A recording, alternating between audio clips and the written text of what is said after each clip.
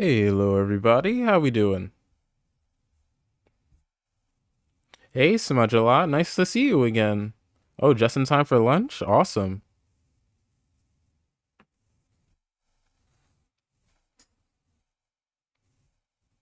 I decided to fix that music issue last time. I just used my Switch to play some Kirby Air Riders 2 music.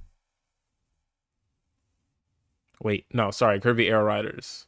Totally not Air Riders 2, totally. How's the volume?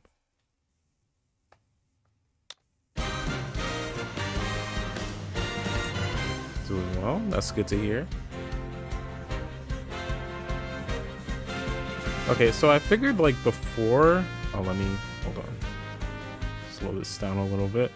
I figured before we start doing or start finishing the rewrite, there was some interesting news that dropped about the story of Air Riders that I wanted to talk about real quick, especially since no one is here. Not a lot of people are here yet. Let me just pull up the article.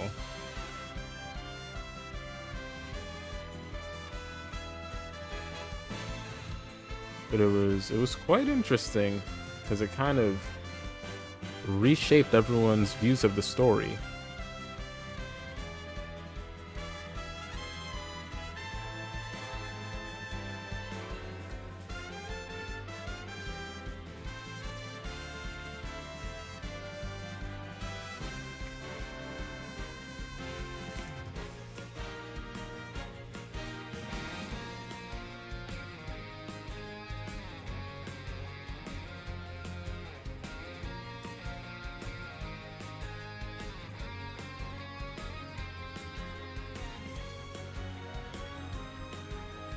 Oops. There we go.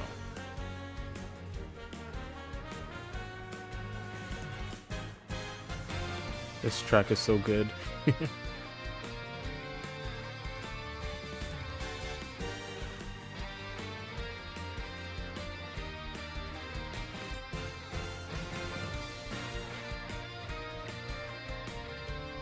Okay.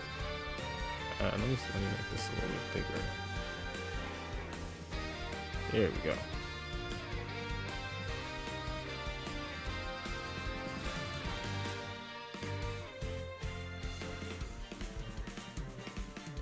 Air Riders got some new lore drop. Oh, am I gonna? Okay, I'll turn down the music a little bit more. Is this fine?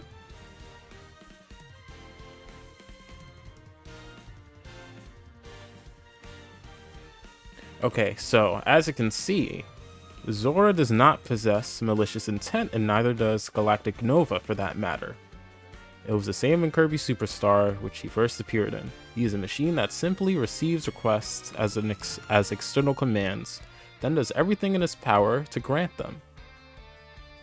In other words, the intent that occurs midway through the story implies the involvement of another malicious force that it seeks to dominate or even annihilate Planet Popstar. And well, there are all kinds of scenarios which I hope I will have the chance to publicly share someday. Or the chance to share publicly someday. So, I mean, I'm assuming everyone knows what the deal with Road Trip is, but halfway in the story, it looks like it says like, oh, Galactic Nova has other plans, and then he just kind of mutilates Zora and rips it apart and turns it into a Gigantus, which is kind of messed up, obviously, because the whole point is that Zora's been sitting on Popstar for, well, it doesn't give a specific time, but it's enough time for the terrain to change like 6 times over, so it's like a very, very long time. So, and yeah, all it wanted to do was move, and in response, it's almost like Nova did this very complicated plan to have Zora destroy the planet. It's like, okay, you want to move? Fine. When you do move, though, it's not going to be of your own volition, and it's going to destroy everything around you. It's going to destroy the world you want to explore. So it's like, man, what's the deal with Nova? Part of the whole deal with Nova, or at least part of what makes him work in all the other stories, is that it doesn't really have agency. Well, I don't know how to say it. Not that it doesn't have agency, but it doesn't have any malicious will of its own. Like in Superstar, originally Kirby was going to use it to, stop the Sun and Moon from fighting, but then, of course, Marx comes in and makes Nova... Well, we don't know what Nova was going to do. It kind of looked like it was going to ram into the planet, but point is, Nova's kind of like a impartial party. So to have it suddenly, for no reason, just decide to do this to like some innocent victim, it's kind of like, what's going on, Zora? I mean, Nova, what's going on? But all of a sudden, some Sakurai's just like, oh yeah, no, it was someone else. I'm not gonna say who though, and then he like leaves. It's very okay, I'll say this. I do like this because originally when I played Road Trip, I kind of liked everything about the story except for Nova, just because it kind of went against the how it is in the earlier games, and because I feel like there's a lot to say. I feel like its role in those stories is really interesting, and to kind of like go against that, I don't know, it felt kind of off. So the fact that it's like, oh no, Nova's still the same, it's just some other force that wasn't in the game did that. It's like, okay, great, but now I have another issue. It's like, why wasn't that in the story? In fact, I remember thinking about the story a lot and being like, oh, actually, you know what? I do have a tier list. I'm about to pull that up right now. But, what was I gonna say? Yeah, originally when the story came out, I was like, this is really good, but like, Nova just being a bad guy to be a bad guy is like the most shallow thing ever. It's like on one hand, I do like the idea of more just innately villainous Kirby characters. Because I feel like most of the time it's like, oh no, this random guy was possessed, you know? I feel like we deal with that a lot. It's kind of a bit too common in Kirby. So on one hand, I was like, okay, cool, you know, I like that we're kind of shifting away from that. But it just felt so shallow. It's just not good at all. It's just like, okay, he's evil now. Like everything was going on a set path that was really good, and it's like, oh no, he's evil. Like, screw it. Whatever, who cares? Like, it felt so careless. I really didn't like it. Oh yes, here's my tier list. It feels very vague and not the good kind this series usually has. Yeah, you get it, cast form. That's exactly how I feel. So yeah, you can see when the game came out, I decided to make a tier list. And all the way at the bottom is Galactic Nova, because I really, really hated it. I thought the idea was that since Nova is so old and run down, their execution of wishes was very roundabout. Well, okay. Here's the thing. Let's talk about Planet Robobot's story. Now, there's a lot of vague parts about that story, and some things that, like, still don't make any sense, even with the Miiverse stuff. But one of the main themes of that story is about capitalism. Because in the story, of course, you have Haltman, whose mind has been absorbed by Stardream, right? You know, I'm just gonna count Stardream as Nova in this story, just for the sake of this conversation. But yeah, one of the main things he does, he absorbs Haltman and basically gains sentience. By absorbing an organic being, he kind of becomes a fusion between machine and life, and in that he becomes the perfect being. But it's been so conditioned by that capitalistic mindset that the company runs on, you know, infinite prosperity. He's kind of enslaved. He doesn't have, even though he has his own free will, he kind of doesn't at the same time. And it leads to the point where in the end he deletes his own free will. He deletes his own consciousness, thinking it as a liability, which is kind of messed up. And I say that all to say that in that story, Stardream isn't necessarily evil. He's just following the capitalistic mindset that he's been conditioned to think through since Haltman used him.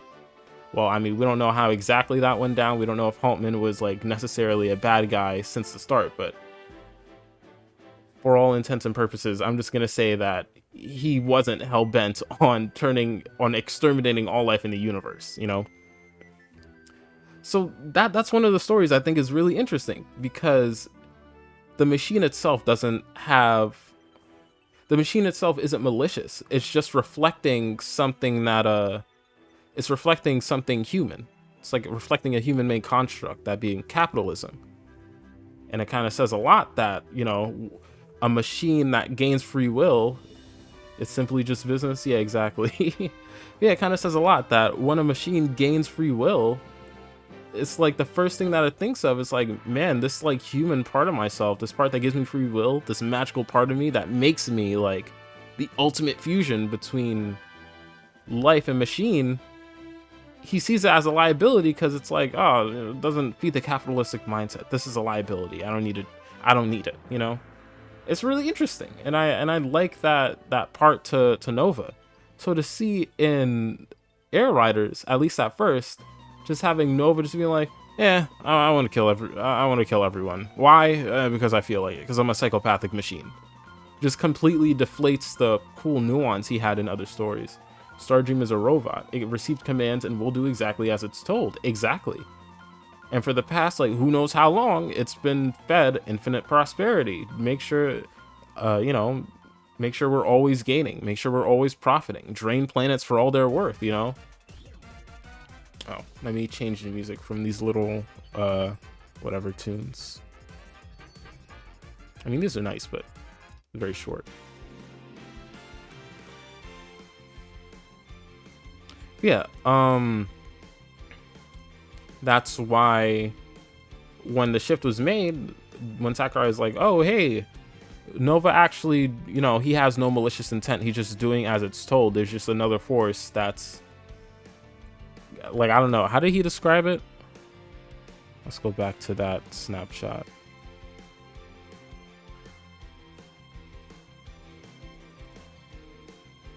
Yeah, he receives requests and does everything in his power to grant them. So like some random other guy just said, hey Nova, can you like fuck over this guy's wish? Can you do it? I think it'd be really funny. And it's just like, okay, that's cool. And to be honest, like when I first saw the story, I was like, man, there's so many ways you could fix this. Just like halfway in the story, just like have some character also wish for something and have that affect Zora's wish. Like that would be perfect. It would be a little bit too much like Superstar, but we're already using Nova anyway, you know, so why not? Basically some middleman with the malicious intent. Yeah, that would like fix it. It fixes a story, but also it's like it's not in the story, you know? Like there's no sign that that's like a part of the story. Everyone, and I mean like literally everyone I've seen, interprets it as Nova is just like being evil randomly for no reason, and just really disappointing. So yeah, I don't know. I just kind of wanted to talk about that a little bit because while I do like the change, it's like, come on, man, like what are we doing? We're going back to Planet Robobot days where we're just like giving half the story in some random like, you know, random media post. I find it interesting how people tied Nova's wishes to some kind of outward goal to destroy it, but in retrospect with Sakurai's word, I definitely feel like Paul was the right move. Yeah, I agree, but hold on, give me a second, I'll be right back.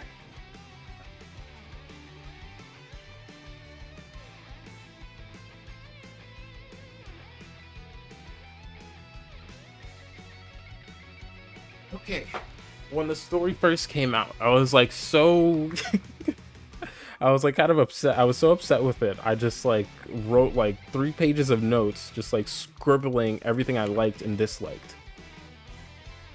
Oh, by the way, I for the people that are here, I just wanted to say that before we start the rewrite, I did just want to talk about the new Air Riders news for a little bit before we start with the rewrite. So I'll only be here for like 5 minutes longer. I just wanted to say my piece about this. But like, the story is really, really good though. Like aside from Nova, like here's the thing. What made me really hate how Nova was handled was the fact that everything else was just so good. Every other part of the story I felt like was just utterly perfect. It's just that one point. And when you have a story like this, when there's just one point that's just like, you know, not as strong, it's like you're eating a burger and like someone just like took a chunk of the burger and replaced it with, I don't know, something that's not as good. Something that's like really like, actually not even like disgusting, just bland. Just like it's like they replaced that piece of burger with like a piece of paper. You know? Yeah, Kirby sucks at storytelling, but I don't mind it as much since these are video games and they prioritize gameplay over telling a narrative. I mean, I don't know. It's... Yeah. It's weird. I feel like the best told Kirby stories might actually be the classic ones. But at the same time, it's like no one knows like what the story is like trying to say though, because they're like the themes and stuff are so in the background that it's like really hard to notice. It's like on one hand, I like those stories better because they don't feel like super cluttered and like they're missing information. Like everything is there, but you have to like dig through the game like so much that it's like most people don't even know the story. It's weird because Kirby has great world building but bad storytelling, right? Yeah. It's like, I don't know, because it's like otherwise the story is told perfectly. So let me just say like the parts that I really like. So like just to start off, like the whole theme of the game is about movement and the joys of like, you know, just being able to move. It's all of, you can see that with the machines. It's even in like the theme song itself. I really love the theme song. It's really like uplifting and freeing. And it's like even in the machines too, because not obviously like, you know, the machines are the way you play the game. That is how you move, but they each move in such like unique and different ways. It's just celebrating the act of movement, just like all the different ways you can move and run around. It's so freeing and uplifting, and it kind of contrasts with Zora, who's been stuck for like a millennia basically. And part of what makes it so tragic is that Zora's story so tragic is that the machines are kind of the embodiment of Zora's wish, you know? It's been here for so long that its wish for movement is like really deep. So when it gets to Nova, of course, his response is to make all these different machines that allow us, the player and the riders, the characters in the game, to move around to their heart's content. But it's really sad that, you know, we're kind of living out Zora's wish while Zora is like stuck and who knows in the middle of nowhere, just suffering, not able to move at all. It's really sad. And it does a great job in motivating the player to be like, hey, you know what? Like Zora gave us this wish. Let's give him something back, you know? Like all this, like we're basically riding on that desire that he's been holding on for a very long time, you know? So it's only fair that we, in turn, help him out. And it just makes Gigantus, like, all the more, like, fucked up. Because it's like, not only can he not move of his own free will, he's literally, like, destroying the land as he moves. And he can literally, like, destroy the planet. It's really messed up. It's like the planet that he's been wanting to roam around. Like, literally in the lyrics of the song, it's like, oh, fresh pastures and clear waters. Oh, I want to see it all. It's like, oh, nah, Gigantus, he's going to destroy everything. Like, okay, I'm going to stop it here so we can get on with Amazing Mirror. But, like, the parallel there is, like, it's so good. Like, little things like that, but, like, the thematic element of the story about movement and stuff is so good. And then you just have Nova, who's just like, yeah, fuck you. Fuck you because fuck you. The end. It just made me like feel really sad about the story. I'll eventually make a video on it, but I just wanted to say my piece. I'm starting to get sick and tired of modern Kirby games. Five Nights at Freddy's lore style of writing. It was new and intriguing in the 2010s, but not anymore. It's getting pretty old and stale. I don't really play Five Nights at Freddy's, so I don't know much about how they tell lore, but if it's anything, I can get the picture just from how Kirby does it. So yeah, that's rough. Total monkey's paw moment. It's very good. Yeah, like the real monkey's paw isn't like Nova shifting the wish like last minute. The monkey's paw is all the other good things in the story. And then be like, okay, but the main crux of the story, or like one of the main cruxes of the story, is like as bland as a piece of paper or a piece of cardboard. It's like, all right, Sakurai, whatever you say. But hey, you know what? It is what it is. We take the good with the bad, and the good is very good. I will say, no, I'll leave it for later. Maybe we could talk about it more at the end of the stream, but let's give the people what they came here to do, yeah?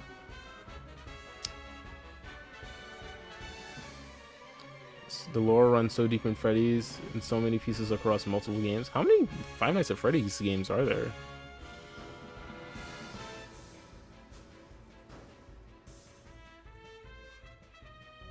I'd assume like 10 or something.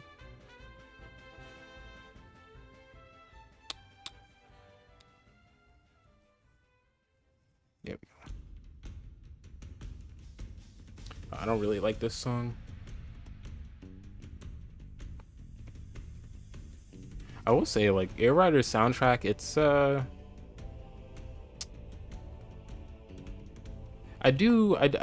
it's not my favorite Switch Kirby soundtrack.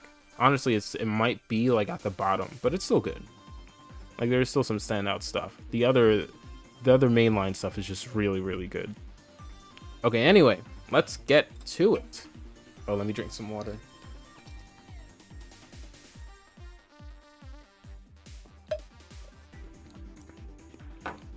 Oh, I would say the only game I wasn't happy with was Star Allies. Most of the other vague stuff is fine, but then there was a lot of stuff in Star Allies that needed better explanations. Yeah, I mean, I'll say this too. Like, the problem with Star Allies is just is mainly the translation, and also just it's the vagueness, but it's also like the translation. It's like there's a lot of stuff that you can't see, but even the stuff that you do see, you have to look at it from another country, you know? It's just like blatant like misinformation half the time, which is like, all right, man, whatever. But I will say, like, Air Riders is like very unique in that in terms of like how poor its story is. Well, let me or not how poor its story is. It's unique in its problem. Because it, like, at the offset, it just feels like it's just misinterpreting one of the main characters. You know? At least in like the other Kirby stories, despite their storytelling problems, it's not from like, it doesn't feel like it's from a lack of understanding the character, you know? But like without that new piece of information from Sakurai's like interview post thingy, it just kind of feels like, okay, this is a different character. Like we misinterpreted the character that you made, you know? Which is kind of, it's like, wow, man. But yeah, anyway, let's get to it. Oh yeah, this is like one of my favorite tracks. Shoho Sakai is a genius. Sushi Squids, I don't remember seeing you last stream, so it's nice to see you. Air Riders has really good music, but it doesn't feel very Kirby to me, in my opinion. Yeah, there's some stuff that feels very Kirby. Like this is like, to me, this is just like a Mass Attack track. Mass Attack fused with Air Ride. But like the last track, the Siberian Highway, that doesn't feel very Kirby. Like it feels a little bit, but it also feels more Smash, which is fitting because it's made by the Smash composer. Yes, I've been a sub for a while, just never caught a stream before. Oh, cool. Well, nice to see you. Okay, so you know what? Let's do like a quick like reread of what we did last week, and then continue from there. So as you can see, our main goal here is just to flesh out the story. There's nothing really too specific with that. The guidelines for that is nothing impeding gameplay, of course, so we can't have like any big alterations to the gameplay itself. Like Kirby can't, like, I don't know. I mean, we haven't run into this problem, which is good, so I feel like this speaks for itself. And no heavy alterations, so like no new characters. Like as cool as DDD and Bandana Waddle Dee would be, like they're not going to be part of this story. It's just going to be Meta Knight, Kirby, their counterparts, and Darkmind. So what is the Mirror World? Country floating above the skies of Dreamland. Its namesake comes from the abundance of magical mirrors. So yeah, one of the changes we did here, the mirrors in the world are actually like a real element. They kind of teleport the people from one location of the mirror world to another, you know? So it's something that adds to the mystical element of the mirror world. And we also decided to make the mirror world a half planet that has a reflective surface at the bottom. So the kind of idea is that mirror world isn't necessarily, oh, speaking of Nova. Yeah, the idea is that the mirror world isn't like a dimension in the mirror. It's more so a floating planet or a floating half planet that has the dimensional mirror within it. I actually find it fun that this is literally like the one time DDD has absolutely zero presence whatsoever. Yes, and I'm gonna be honest, I wish more Kirby stories did this. Like, for the love of God, I don't need DDD and Meta Knight in every single Kirby game. Like, I wish, like, when they were there, their roles were a little bit more involved, you know? Like, I don't need a Return to Dreamland, you know? I more so like, Robobot, Triple Deluxe, and even Forgotten Land, I think did a decent job, though it could be better. But yeah. Mirror, one of the ideas is actually one of the main reasons I wanted to do this in the first place is just because of how vague this element of the story was. It's like, what is the mirror world? Is it another dimension that has like a mirror world in it? Is it like a reflection of Dreamland, or is it like its own folding planet? Yeah, no one really knows. Like, we could debate about this for hours. So I was like, you know what, let's just create a new story, and I think this is like the most interesting thing we could do with it. You know, have the mirror world be a half planet that like most people can't see from underneath because of its reflective surface. I thought this was interesting. So next, what is the dimensional mirror? I mean, actually, guys, should I go through this again, or do we all like have a good recollection of this? I feel like we all do. I suppose. I think they use them effectively in most games personally. Sometimes I wish they did more, but I mean, like in Return to Dreamland, they're kind of literally just there, but I'll give that a pass. You know, it's like the first like mainline Kirby game in a while, or first console Kirby game in a while. It's like, yeah, why not bring like the fan favorites? Let people play as them.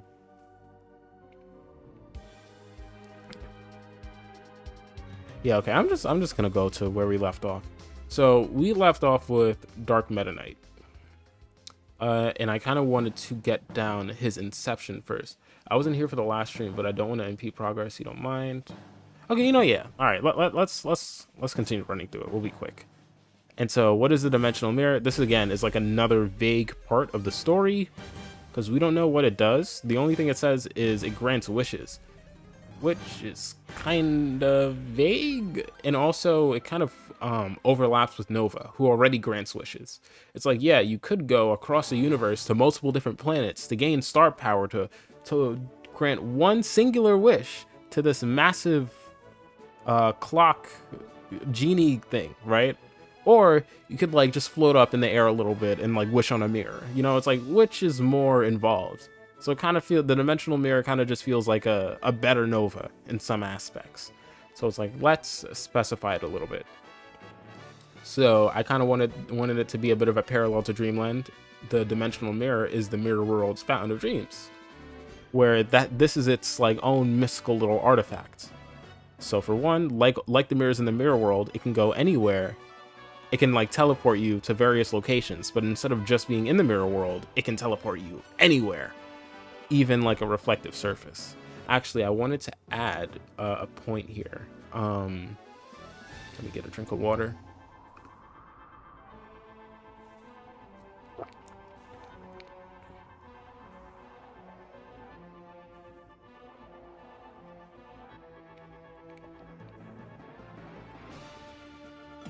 Yeah, I wanted to say that the mirror itself is kind of what's giving the mirror world a lot of its like mystical properties, like all the different mirrors around the world. The fact that they're able to teleport you to various locations in the mirror world, this is something that's due to the mirror's influence. I wanted to add that because I thought it'd be a cool little detail. So let's add this at the bottom here.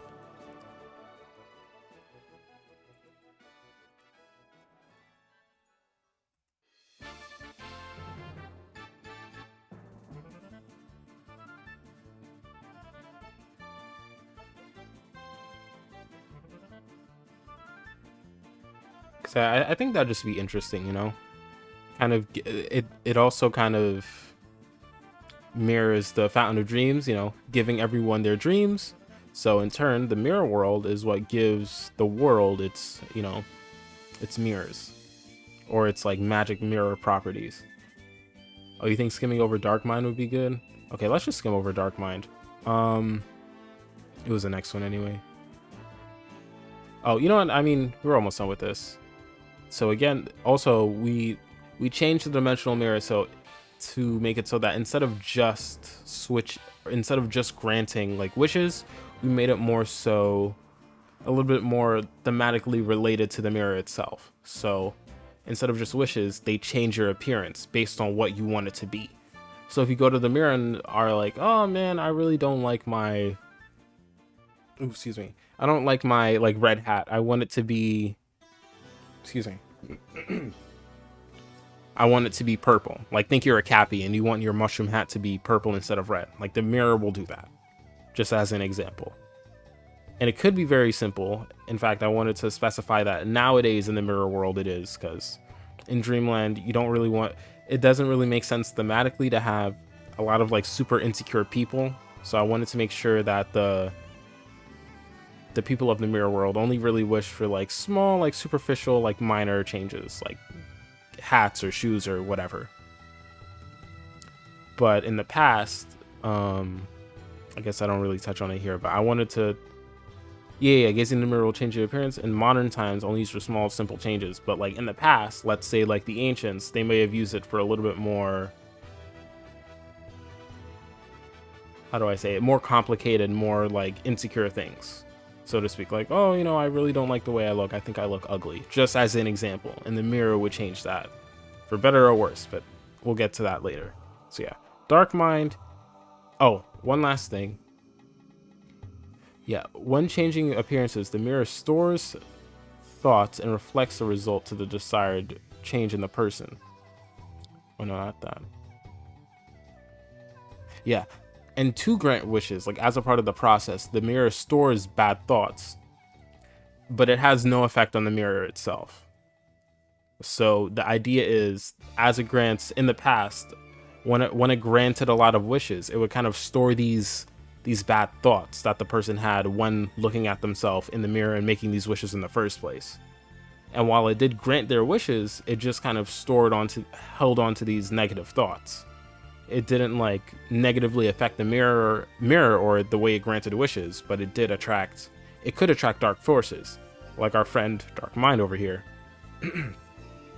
So the main idea is that we wanted to convey is that he uses dark thoughts to power himself up. And he feels the dark thoughts in the mirror, and he kind of, that's what attracted him to the mirror world in the first place.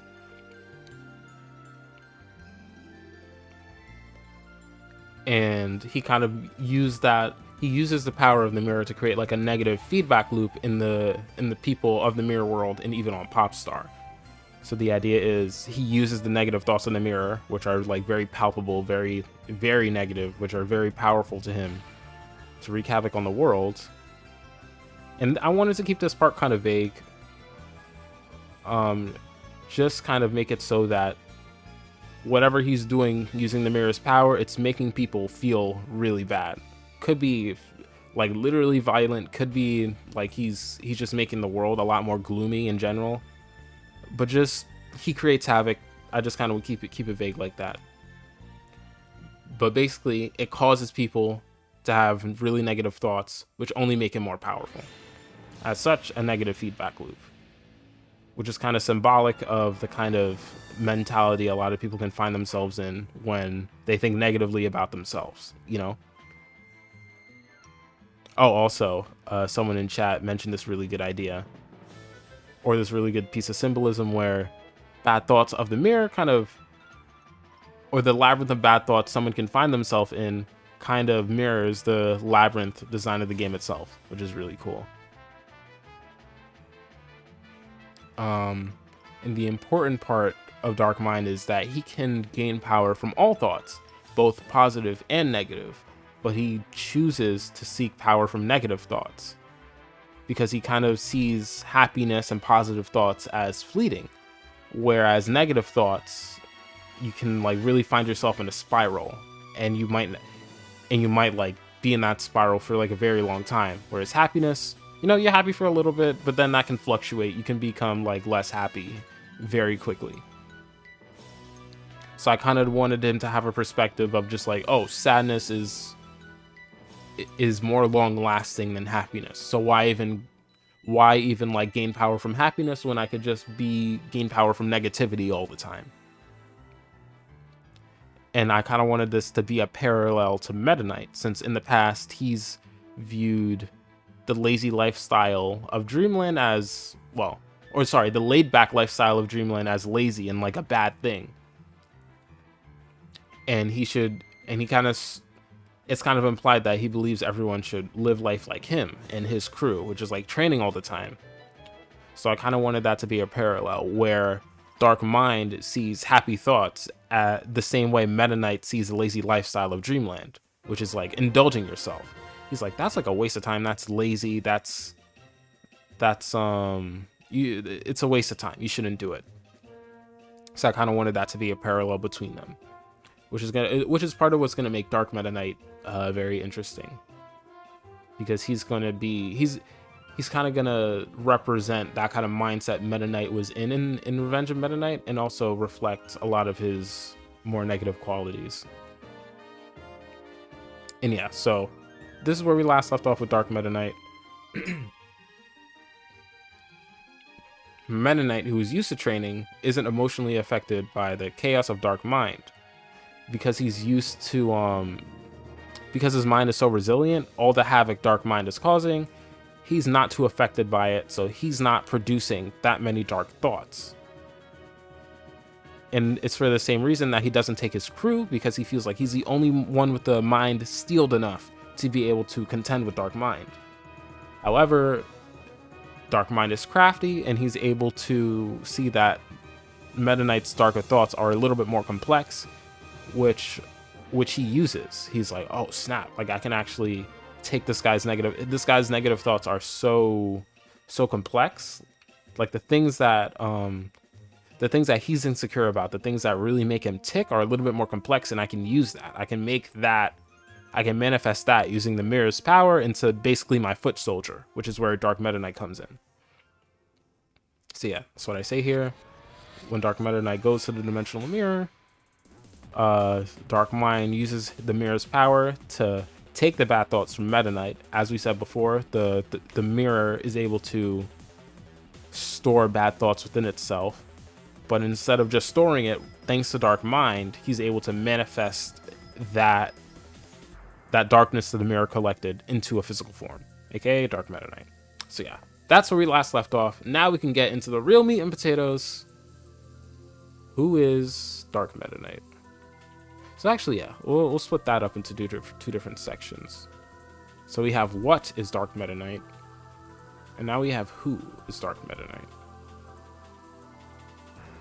I'll just put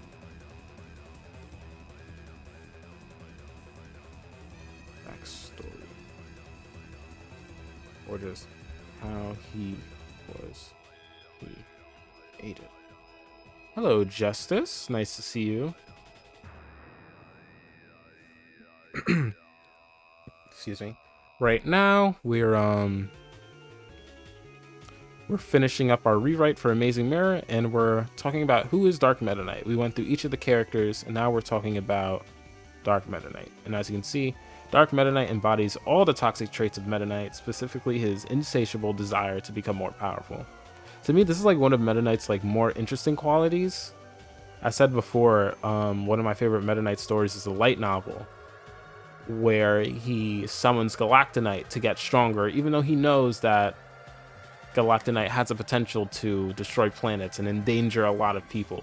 And it's kind of implied the same through Robobot's added lore. So I kind of thought that this would be interesting. So, I remember someone mentioned before that, I'm just going to put DMK, that DMK kind of takes the less honorable chances to become more powerful, such as like using magic and stuff, or like cheating, which he does. He kind of Like one of the main things he does in the Amazing Mirror story, like one of his few notable things in that story specifically, is that he masquerades as Meta Knight and doesn't offer a sword. It's almost like he's trying to use Kirby's familiarity with Meta Knight to make him feel conflicted about fighting him. So he's like he takes any chance he gets to win a fight. So let's add that. Even in this honest ways. Oh, sorry. And let's say here,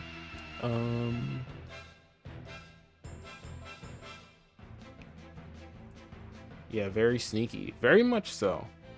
So willing to use deception to win a fight.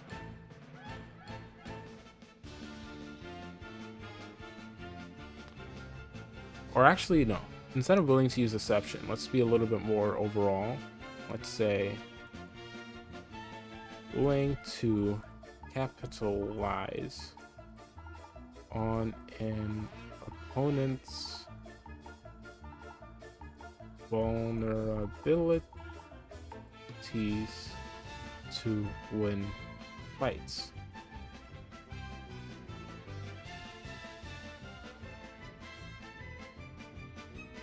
One thing I feel like is a very interesting part of Meta Knight's character is how reckless he is with his mindset. The original Amazing Mirror even states him flying. Yeah, like in the original Amazing Mirror, there's no reason. Unlike this story, there's no reason, or unlike our rewrite, there's no reason that he's flying into the mirror world alone. Aside from maybe like the team being like, we don't want to like mention all that other like halberd stuff. We want to keep it simple, but it is very reckless of him to just fly into the mirror world on his own without any backup, without anything. And he does the same thing in Planet Robobot. So reckless is a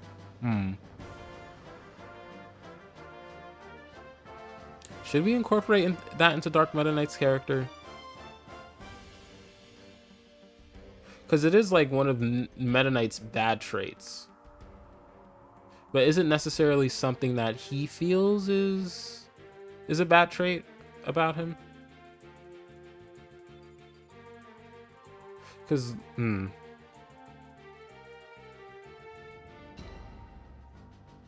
Because I'm also thinking too, how would we put that like recklessness as part of his character, you know? As a part of Dark Meta Knight's character.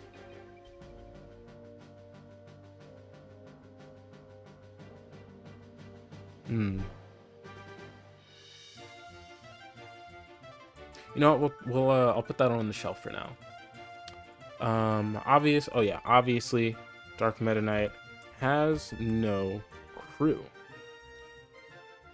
/ has no Dark Meta -Knights. Oh, I love this remix.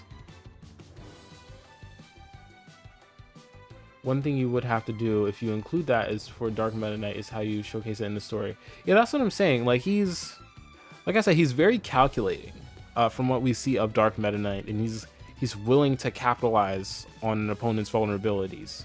With Kirby, he's like obviously using deception to get on his, or not get on his good side, but like make him feel conflicted in the middle of the fight. Actually, I would say for Dark Meta Knight, his willingness to be sneaky and take advantage of any close that separates him from Meta Knight. Yeah, but it's like it still derives of Meta Knight's desire to be more powerful. You know? So it separates him from Meta Knight, but it still stems from something he shares with Meta Knight, which is a desire to be more powerful. He just takes it to the extreme. You know? But yeah, Dark Meta Knight has no Dark Meta Knights. Sees, this is like one of the best remixes in the game. But yeah, sees others as liability. We can also say, another important thing is he is subservient to Dark Mind. One of the things in Star Allies is that part of the reason he's going on his adventure is that he wants to revive his master or something along those lines. But he sees Dark Mind as his master. which is like the least Meta Knight thing you could possibly be, which is subservient to anyone. One of Meta Knight's like main character traits is that he always has his own agenda. He's very self-motivated. He doesn't really do things for anyone else, and even when he does, it's just like a cover for his own motive. They don't think the same way, but they have the same desires. Yes. He's like Meta Knight, but cherry picking like only the worst things. But a lot of those worst qualities are something that stem from Meta Knight's bad qualities, you know?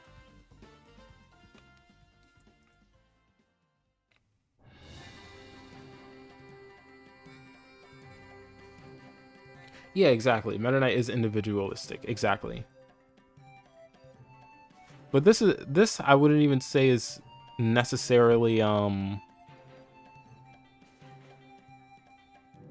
this I feel like doesn't necessarily have anything to do with Meta Knight's insecurities or anything like that. That is just like Dark Mind shaping Meta Knight into, actually, you know what? Subservient to Dark Mind, who gives him, I forgot, I mentioned this last time, but I was thinking maybe the connection between Dark Mind and Dark Meta Knight is that Dark Mind is what gives Dark Meta Knight a lot of that extra power. Oh, actually, let me also say too, I think it's pretty obvious, but Dark Meta Knight is more powerful than regular Meta Knight. He has all of Meta Knight's skills, but then he has those extra mirror tricks on top of the fact that he's just generally more of a ruthless fighter and is willing to stoop down to even like dirty levels just to win a fight. So let's also write that. Is stronger than Meta Knight.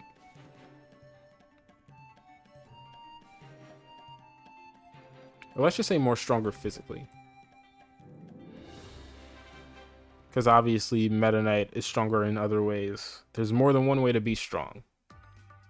Meta Knight is able to inspire his whole crew and such, which together they're able to do things that Dark Meta Knight wouldn't be able to do alone, obviously. Physically than Meta Knight.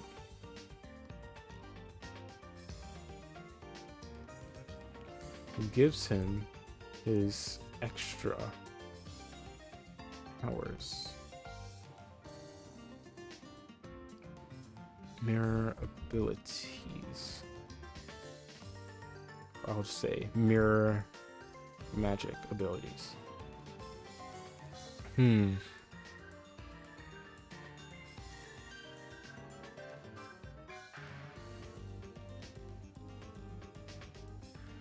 also trying to think how Dark Meta Knight necessarily ropes in with what we wrote before.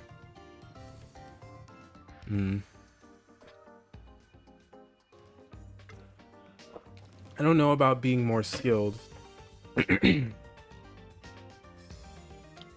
Dark Meta Knight has more powerful at his disposal, but he's clearly dependent on his power rather than the skills he has.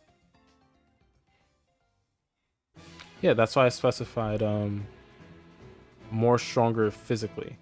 I also want to say too, I mentioned this before, but pretty much everything about Meta Knight's power, Dark Meta Knight's power, I think it'd be interesting if it was borrowed from other people, you know?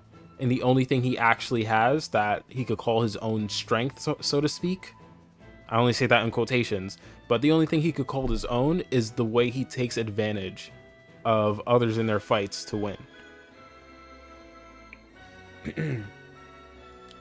Because of course he has, in this rewrite anyway, his extra powers are given thanks to Dark Mind.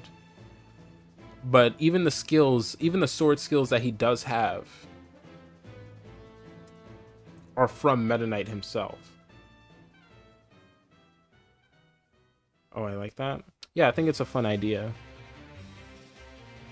Oh, this remix is... I think it's okay, but it's not as good as the Smash one, in my opinion. As all of... And I'll specify too. Current skills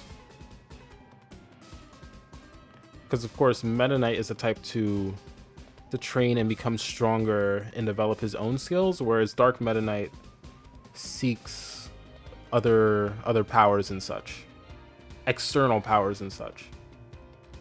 Hi, first time being here to one of these things. Hey Bacon Pug, I recognize you from Twitter. But if power scaling Dark Meta Knight is a thing, I feel like he needs to lean more into forbidden powers from the ancient tomes or something.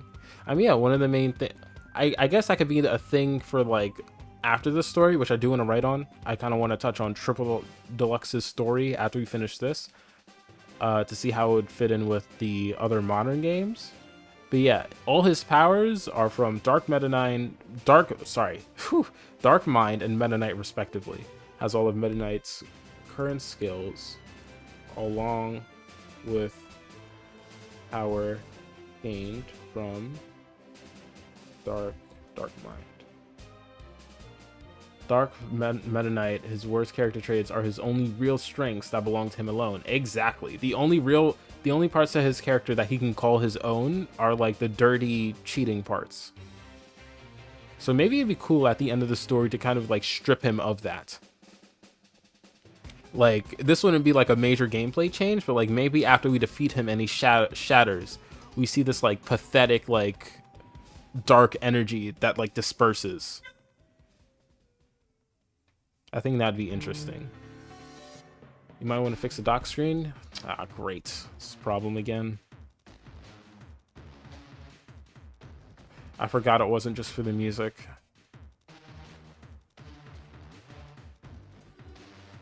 Is it good now? Okay, sweet. Thanks, Smudge a lot.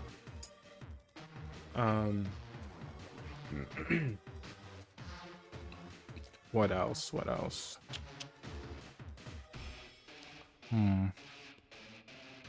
It's good? Okay, sweet.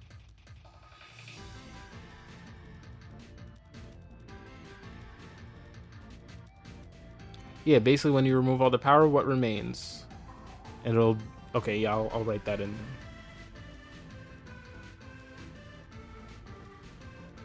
After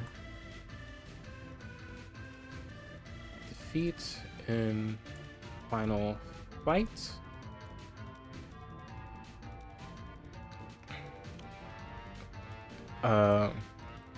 body shatters and gives way. Ooh, we could, you know what too? We can rope in the mask from Return to Dreamland Deluxe, which kind of shows like his like more powered up version, that weird like shadowy form. So you know what? Let's say that too. In final fight, Dark Mind gives DMK even more power. Looks similar to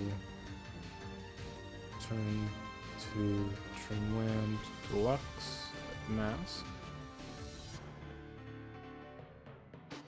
And then after defeat and final fight, so the power disperses. So which would be like the Dark Mind power, which again isn't his. Body shatters, which is given from Meta Knight, and gives way to what he really is. Gives way to small, dark, pathetic energy, which is all Dark Meta Knight really is.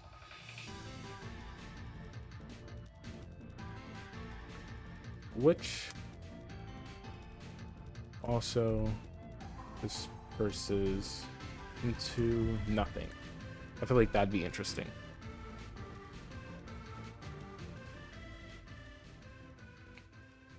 Okay. You know what, too? Let's look at some of Meta Knight's other qualities and then compare that to... Ooh, speaking of Dark Mind, this is so good. It's one of the best remixes. But yeah, let's kind of look at some of Meta Knight's other qualities and then compare those to how we would want Dark Meta Knight to be. Oh, so this is something I think about all the time, but Dark Meta Knight's design in Star Allies, I think is perfect. Because it kind of says something about Meta Knight himself. Dark Meta Knight has a very... He, of course, has, like, a very, like, tattered appearance, while Meta Knight is, like, very crisp and clean, and he clearly takes good care of himself, which is something that we've seen throughout the series. Meta Knight's design is always, like, crisp and clean. His cape is always, like, flowing. Basically, he's well polished all the time in nearly every appearance. So to have Dark Meta Knight be like the one version of him that's like not, it kind of says something. Like, obviously Meta Knight takes good care of himself, but why?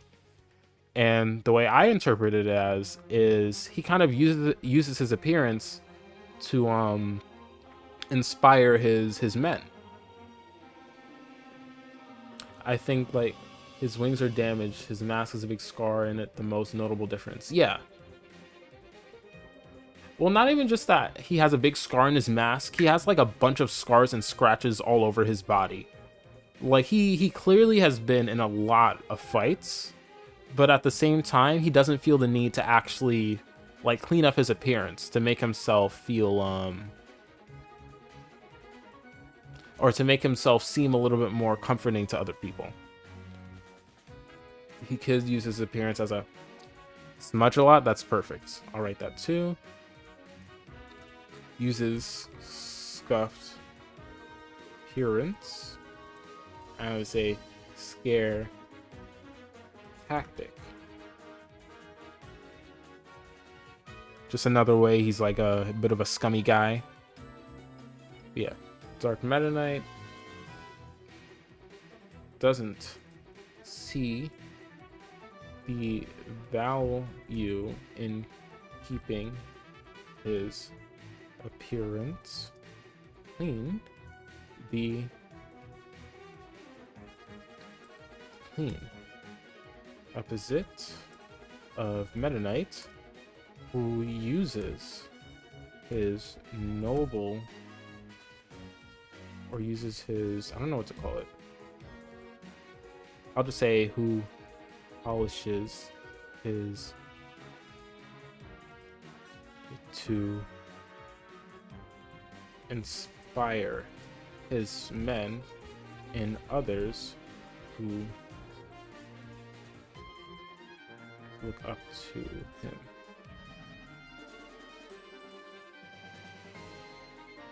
So yeah, this is not only is just another way to show that Dark Meta Knight is, of course, a loner, but he also uses his scuffed appearance. This is such like a this is such a scumbag move, because the only people who are going to be afraid of him are people who are already clearly weaker than him, you know? And it kind of implies that he goes around fighting like small fries all the time. Like he's like seeking out small minor fights to get into just to scare people and beat them up. Which is like very anti-Meta Knight, but very Dark Meta Knight, you know? Does Dark Meta Knight absorb emotion as well? Or is that...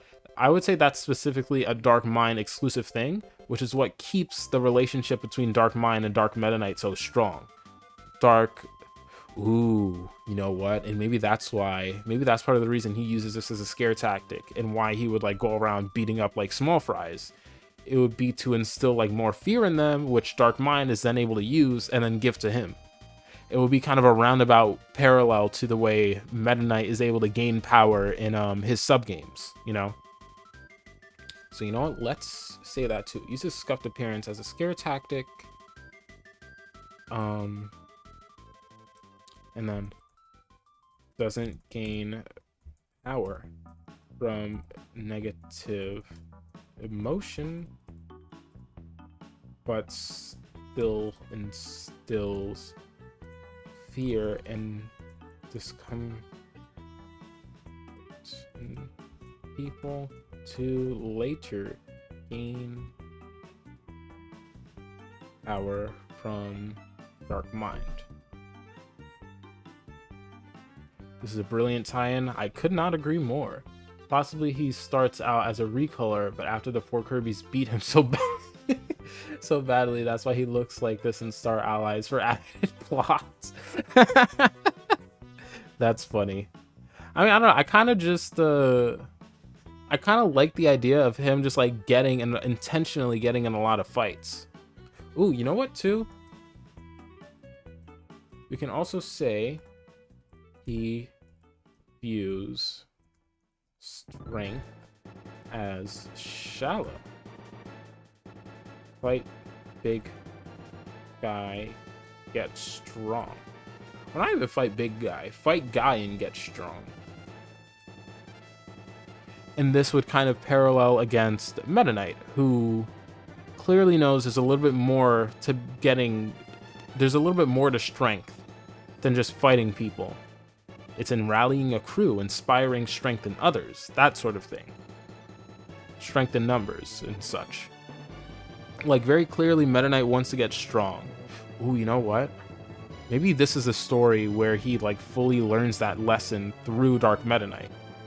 This guy who wants nothing more to get strong. This is like this is what Meta Knight could be if he was like hell bent on this idea. If he abandoned his crew and just like wanted to get stronger at all costs, or just physically stronger.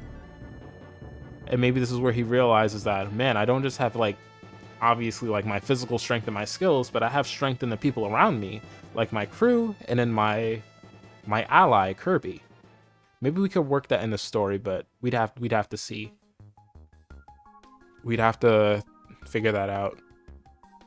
But for right now, I think this is pretty good. Yeah, view strength as shallow. Fight guy. Get strong. Opposite of Meta Knight and Kirby, who know real strength is in the people around them. I mean, if my big ship got blown up to hell multiple times, I turned to the dark side too.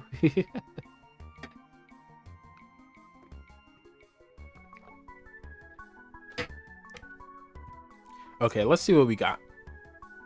Embodies all the toxic traits of Meta Knight.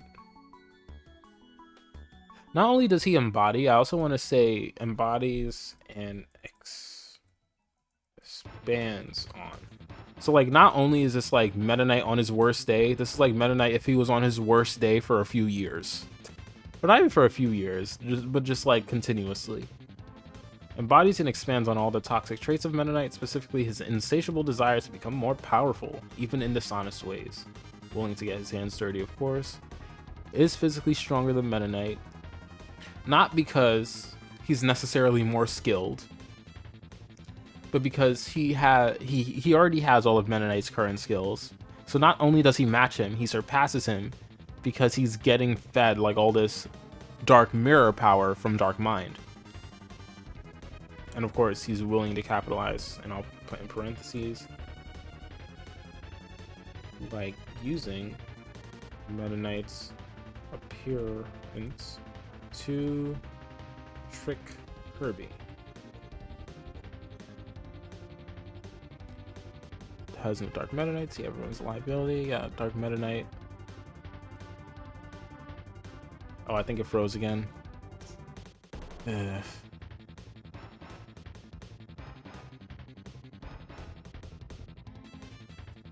Man, I really gotta figure this problem out. I don't know why it's happening. But hey, at least the music's fixed. At least I found a solution to that, or at least a temporary one. But yeah, Dark Meta Knight doesn't see the value in keeping his appearance clean. Opposite of Meta Knight, who polishes his appearance to inspire men and others to look up to him. Good. Appearance is scare tactic. I really like this one. It's just like some pathetic bully shit. Just some really pathetic stuff that Meta Knight would never stoop down to this level. Well, you know what? Maybe in like some fucked up way, he sees this as strength.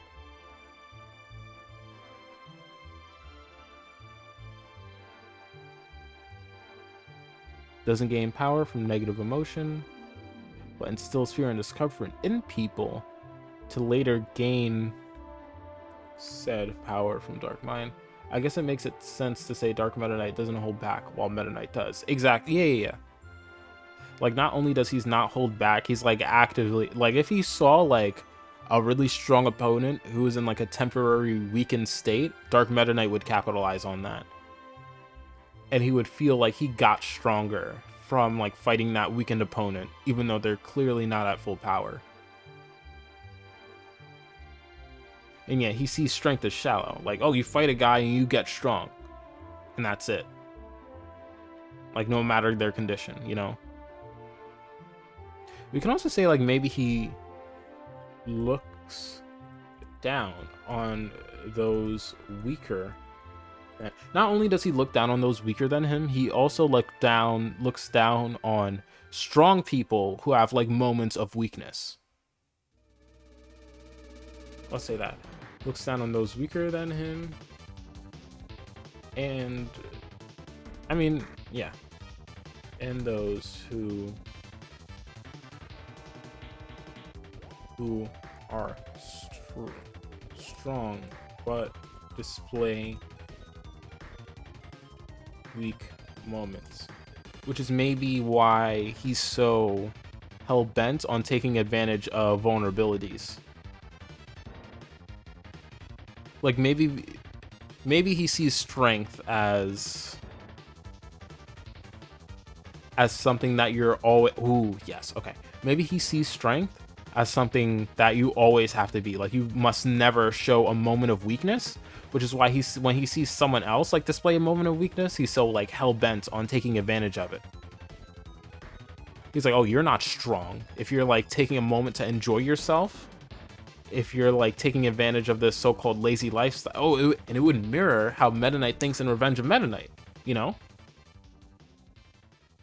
Because Meta Knight in Revenge of Meta Knight, he's like so hell-bent on changing the lifestyle of Dreamland because he sees... How do I say it? Because he sees like indulging yourself as weak. So as a parallel, Dark Meta Knight sees like any moment where you like aren't being strong, where you're taking time to yourself, or maybe like even recuperating. He'll think, oh, that's weak. That's pathetic, you know? And he'll take advantage of that just out of hatred. I feel like that's interesting. Generally also a Phantom thing, but when Noah's around, he billows Shadow Kirby. Yeah, I see that joke all the time. It's funny. Shadow Kirby is one I'm excited to get to, because to be honest, I don't really know what to do with him. But yeah, looks down on those weaker than him and those who are strong with display weak moments. Same way Meta Knight did in Revenge of Meta Knight.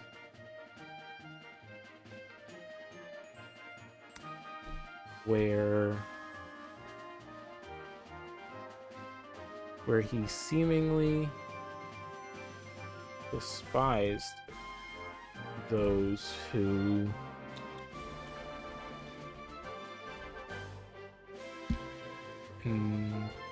indulged in themselves.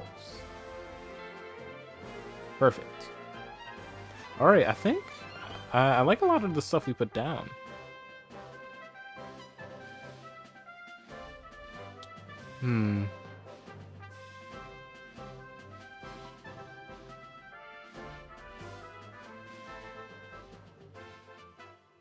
Is there anything else we're thinking of adding? To be honest, I don't feel like I feel like with everything else we like really specified how it's like affecting the story. I feel like here we just like kind of said a bunch of things that we like about Dark Meta, or that we would want, or traits that we like in Dark Meta Knight, but not necessarily anything that affects the story. Just kind of recontextualizing traits he's already displayed, you know? Actually, no, that's not true. Actually, I'm going to underline the most important parts to this current story.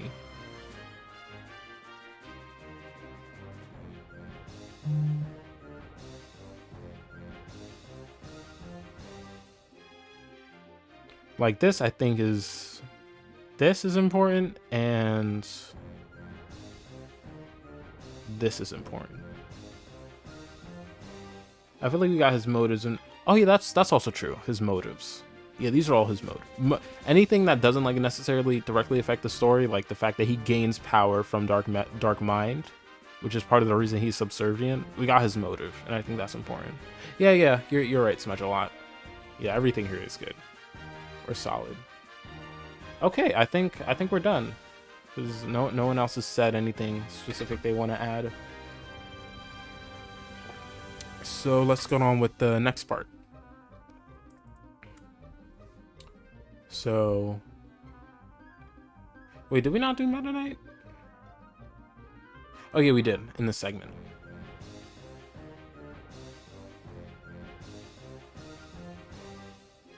Okay, so now, who is Kirby?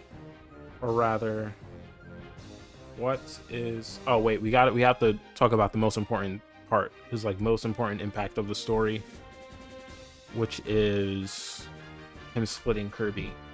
At least in regards to Amazing Mirror, we have it down.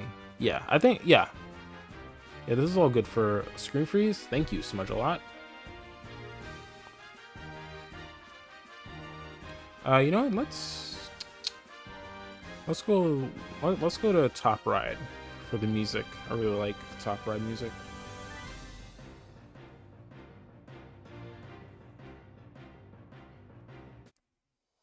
Oh, this is cute. I like that theme. Okay. The Kirby split? Right. Okay, guys. So we're at that part of the story. How in the world are we going to make his actions at the beginning of the story make sense? How are we gonna make Meta Knight splitting Kirby in 4 make sense for the story and not like the dumbest thing you could possibly do? How do we handle the split? It's probably the stupidest. I'm glad we're thinking the same thing. Like we almost said it like verbatim, like word for word, like almost word for word. Oh, that was funny. Okay. Of course, we could write, he was drunk. We could write that. But okay, let's be serious. I'm thinking dumbass drunk Dark Meta Knight splitting the most powerful force of good for real, man. Okay, so I'm thinking, here's my main concept, okay? And I'm struggling to think whether it would be Dark Meta Knight that does it or Dark Mind. I'm thinking that one of the forces, either Dark Mind or Dark Meta Knight, thinks Kirby is so lazy, so pathetic, so against his own nature, that splitting him into 4 would make him fight himself. Like to the level of like they all see a burger and they would fight themselves for it. That's how pathetic either Dark Mind or Dark Meta Knight would see Kirby, which is why they would split them into 4.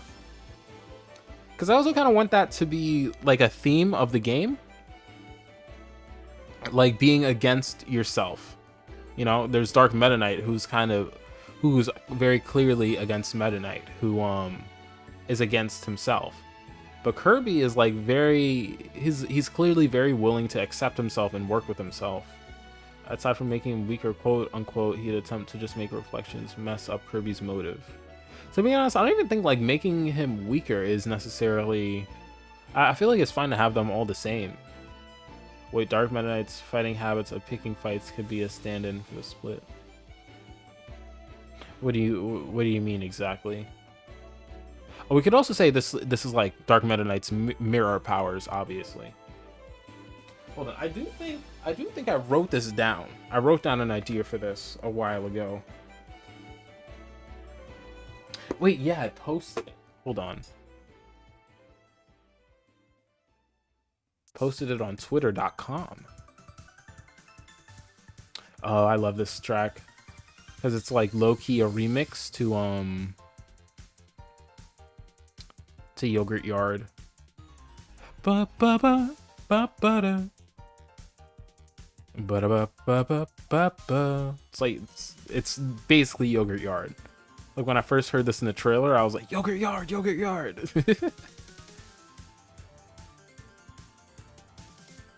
Yeah, just give me a second to find it because I do think it's pretty solid idea.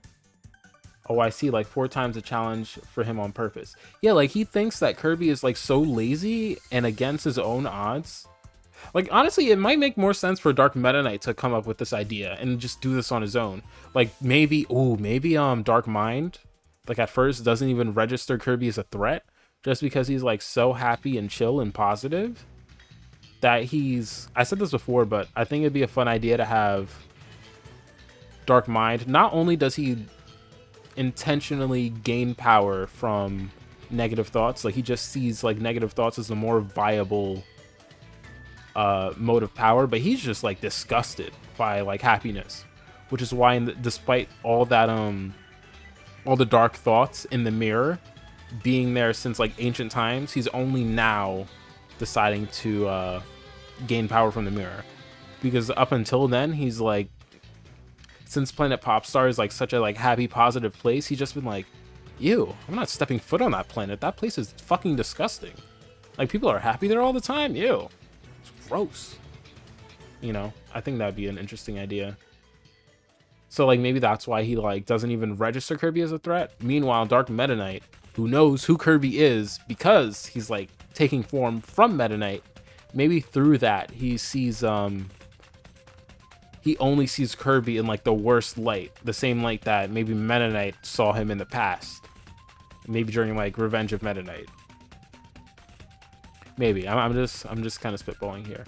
I feel like we're a PR team for Dark Meta Knight's drinking incident. I think it's good move for Dark Meta Knight to see he's so above Kirby that maybe he doesn't even see him as worth the challenge and splits him apart to be more interesting. I don't know. I like the hilarious idea of Dark Meta Knight just being a germaphobe on. Yeah. It's just like, ew. Like maybe that's why he's like so freaking pissed off all the time. He hates being on Planet Popstar. Like not only is he like does he have like a stick up his ass all the time because he loves negative thoughts, he just like hates like positivity. He's just like, ugh. Everyone should be negative all the time because that's like it's more stable than happiness. Oh, I found it. Okay. So far, I'm gonna read my post. So far, I like the idea of making Dark Meta Knight into a character that embodies insecurity and self-hatred. These thoughts can fester in the mind, eroding self-worth and influencing you to become something you aren't, which of course matches his fiery, deteriorating eyeball. It would make Kirby the perfect foil to him, as he is perfectly content with who he is. Okay, maybe...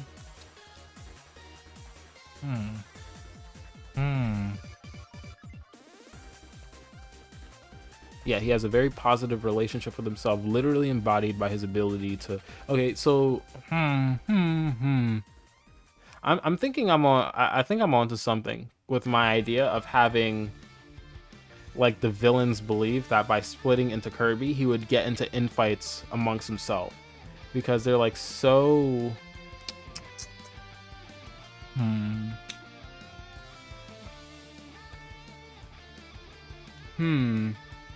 Big ego. I don't really like the idea of like Dark Meta Knight just being like so overconfident.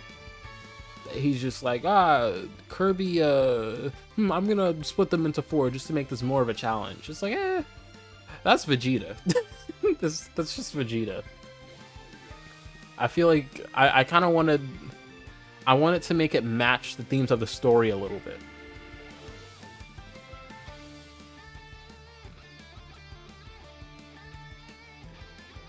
You know what? I kind of want to look at what we wrote again. And kind of see the themes and stuff we were going for.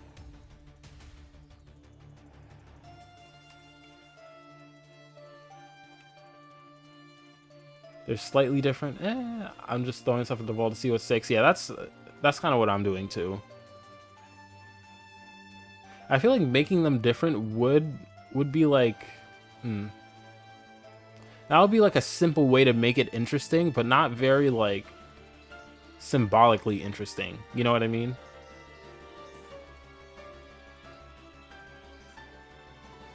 Unless we like make them reflect different parts of Kirby's character. I don't know.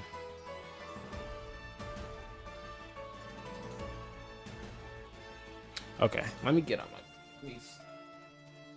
my pen because I do think better when I'm writing physically.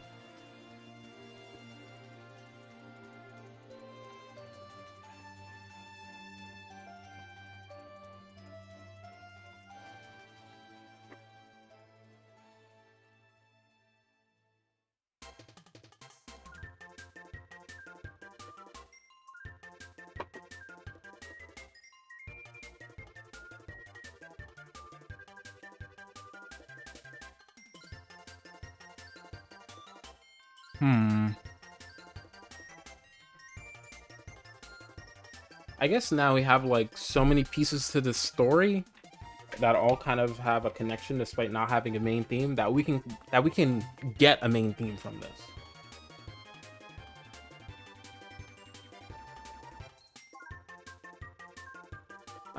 I'm thinking like our main theme should be something along the lines of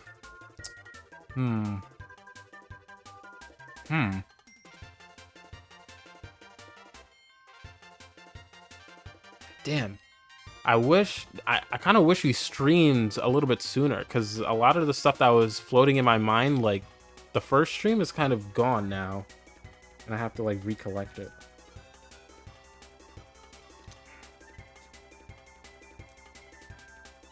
This is usually why whenever I'm writing, I'd like do everything in one sitting, despite it taking like a few hours. Kirby has a lot of simple traits, but it could work if we assign each curb with stronger aspect of a trait. True.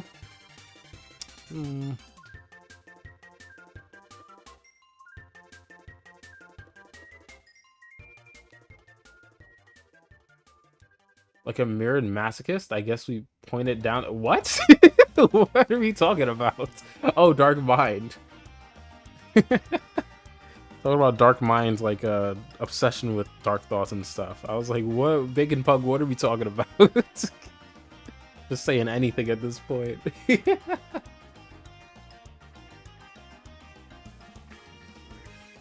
How long have we been streaming?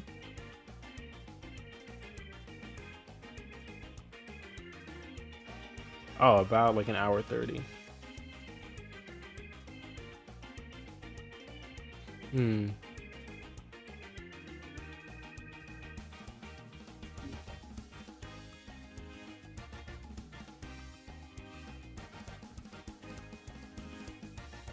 Okay, so, you know what, let's go back to the dimensional mirror. Because the mirror can change what you desire. So kind of the main idea with the dimensional mirror is that, or like with mirrors in general, I'm Dark Meta and I just hated Kirby's shoes that day. Okay, they all mostly have the same shoe color though, quote unquote shoe. Like the only one that has different feet is green with like orange feet.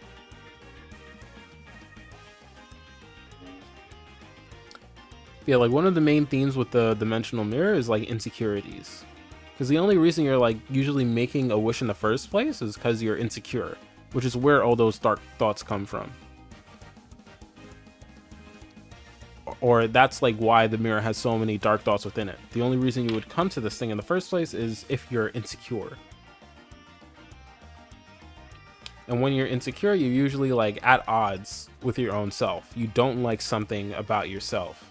There's like, it's almost like this kind of ooh, okay. Maybe the theme could be like self-acceptance, something simple like that. I'll say this too, before we go on. In Kirby stories, Kirby's kind of like he's of course like the foil to whatever the main antagonist is, but in turn, he's kind of like the heart of the story, you know? So whatever like the main themes of that story are, Kirby, that's what Kirby represents. Just for an example,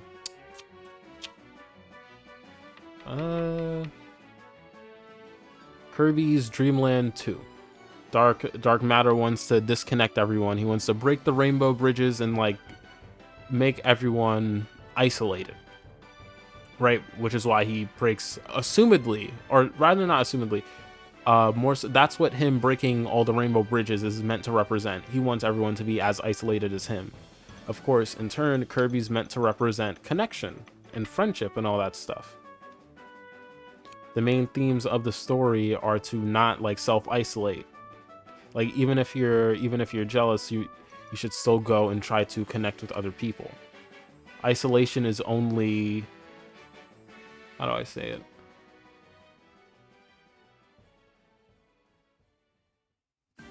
Isolation only serves to like do harm to yourself, you know? And like dark matter tries to isolate everyone else, so in his own like weird fucked up way, he could feel less lonely. But really he's just making everyone suffer just like him. And Kirby kind of shows us like, hey, we don't all need to suffer, we could all just be friends instead, you know? Friendship, connection, all that stuff. And that's the main theme of the story. So in turn, by trying to find the main theme of our rewrite, that's how we find out what the themes of Kirby are, and I'm thinking that's how we find out why Dark Mind and Dark Meta Knight would want to split Kirby in this rewrite. That's what I'm trying to say. Sorry, it kind of sounded a little scrambly. But yeah, since the main theme of the story is like self-acceptance and like being okay with yourself even with your flaws. And also not letting the, how do I say this?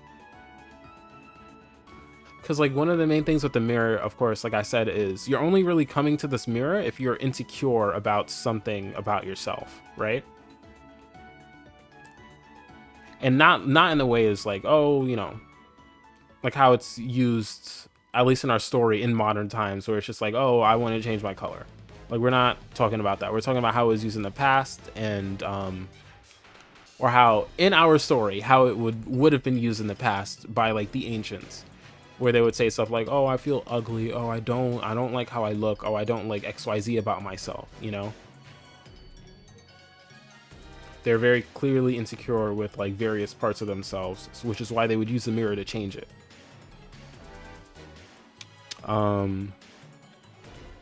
Which is why I'm saying like the main theme is about self-acceptance.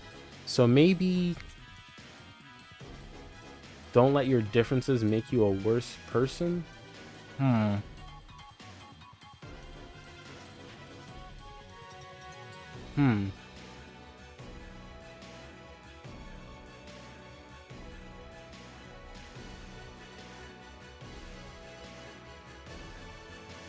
did word that a little weird. When you say differences, do you mean like things you don't like about yourself, as in things about yourself you're at odds with? Because the thing that makes Kirby different from these other characters is that he isn't at odds with himself. Like, I feel like Meta Knight would look at the mirror and be like, oh, I need to get stronger, you know? I need to get stronger. Like, those are the kind of thoughts like that Meta Knight would have about himself when he looks in a mirror, in like a random mirror. Meanwhile, Kirby, he's just like, oh, cool, you know? He's fine with everything about himself, which is why he's like which I feel like is what would make him thematically interesting in this story. Whereas Meta Knight like literally loses to his doppelganger, and where everyone else in the story is having like really dark thoughts, and like the main villain of the story is literally using the power of insecurities to strengthen himself. Kirby has no insecurities. He isn't at odds with himself. He's completely fine with himself, which is why he's able to work together in the game. He's literally able to work with himself, which is also part of the reason I'm like struggling thinking of something for Shadow Kirby, but we'll get to that later. We need to focus on Kirby first.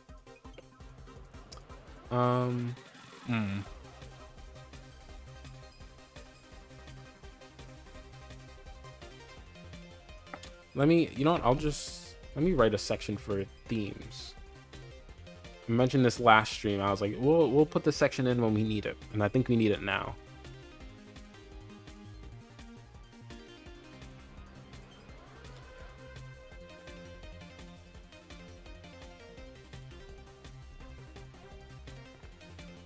Man, I feel like this went so much smoother last stream. Ah, well, it's okay. So yeah, one of the main themes I feel like is insecurities. Main villain. Literally powered by them.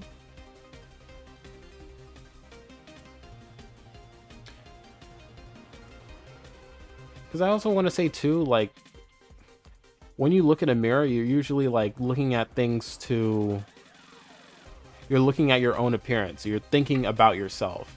And for a lot of people, let me not say a lot of people, but one of the things that can happen when you think about yourself is like you think of things that you wish you were, or think about things that you don't like about yourself, you know? So it also fits in with the mirror theme of the game.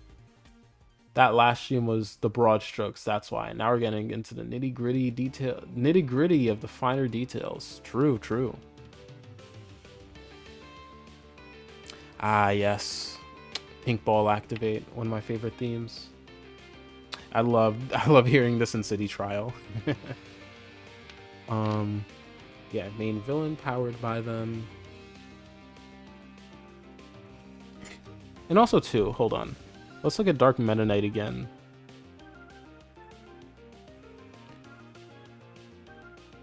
The main thing about him is that he embodies the insatiable desire to become more powerful and all like the bad things that can come with that if like you only think about this. But at the same time, Meta Knight is still, it's still in the back of his mind to always be stronger. So I guess that's his insecurity. He feels like he's not strong enough. Seeing how far to push self-judgment.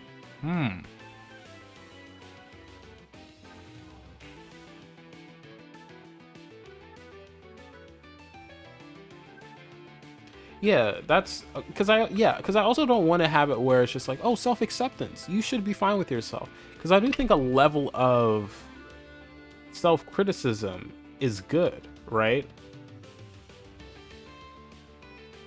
But at the same time, in this world where you can literally change your appearance just by like using this mirror, there is like an extent to where it's like those insecurities are a little too much, you know?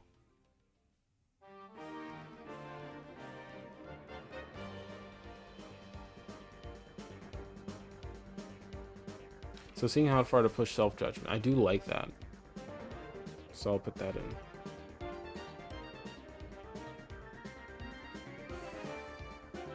How far should we criticize ourselves?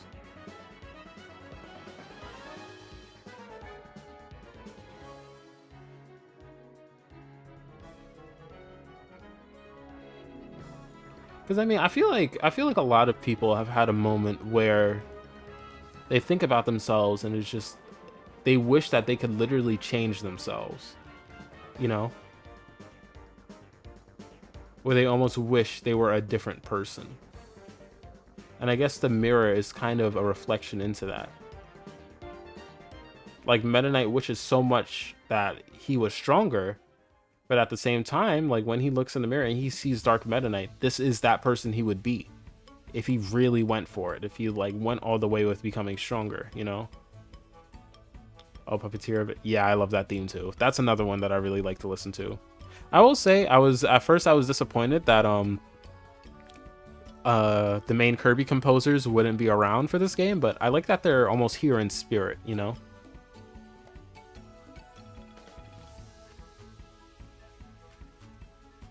Like, we still have a lot of their music in this game. Like, freaking Cloudy Park got a remix. I was not expecting that.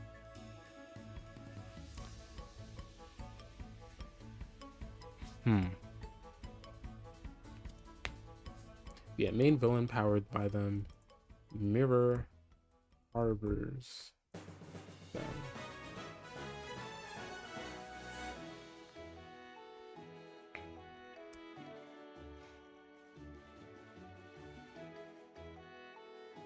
Okay, and now I'm thinking how again does this rope in with how Dark Mind thinks, where he thinks being happy is pointless. You know, we should you should think in negative thoughts all the time because happiness is fleeting, right? Maybe. Hmm.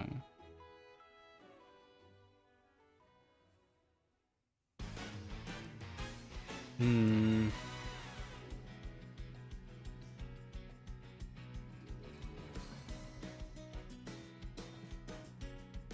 Man, writing is hard.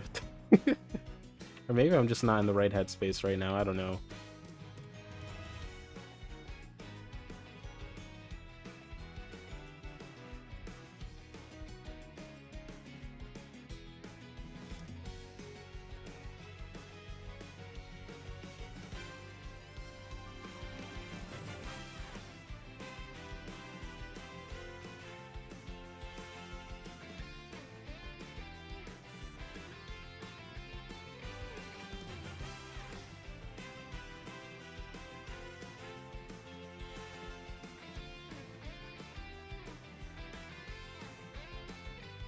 I mean, how many times can you write a character as a bully? I mean, yeah, we got like, I mean, I feel like Dark Meta Knight is like the main bully. Dark Mind is just like an evil mastermind guy, you know? Let me get more water.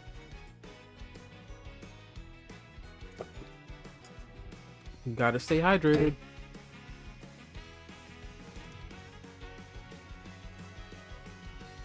Dark Mind has a level of nihilism form, so he can secure power permanently. Can't find a way to write that into this insecurity theme. Yeah, I was thinking that too. Like, he's such a... Even with his design, he seems like such a nihilistic guy. I don't think he really...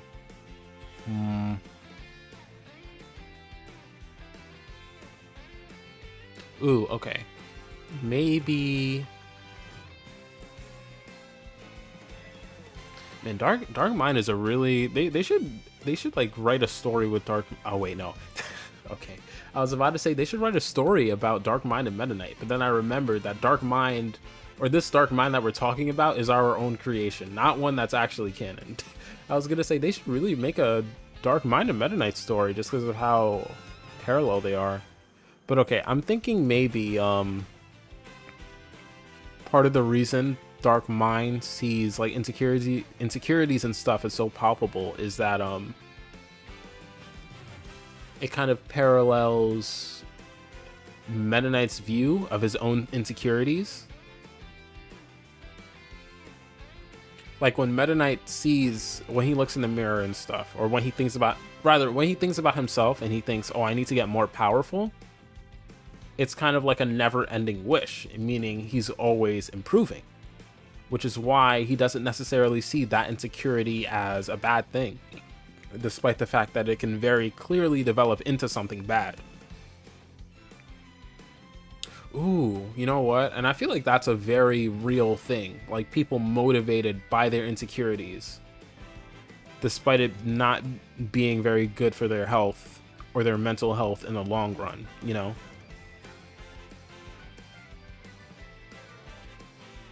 So maybe... How do I write that into themes? Because I like the idea of Meta Knight being motivated by his insecurities. Therefore, him not really seeing an issue with him being insecure, being parallel to the way Dark Mind sees like bad thoughts and insecurities as like an infinite well pool of power, you know?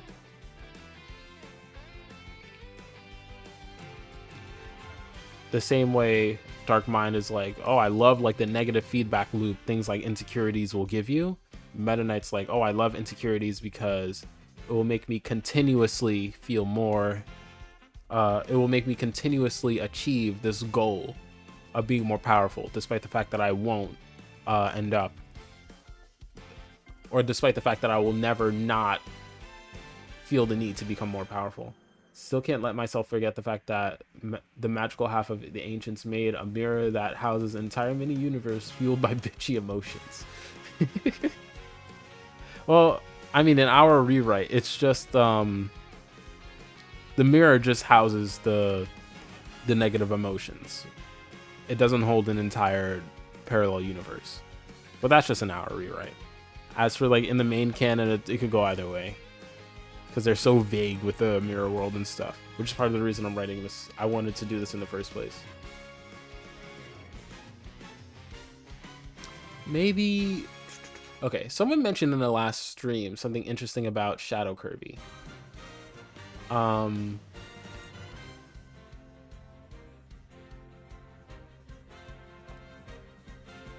They were saying that maybe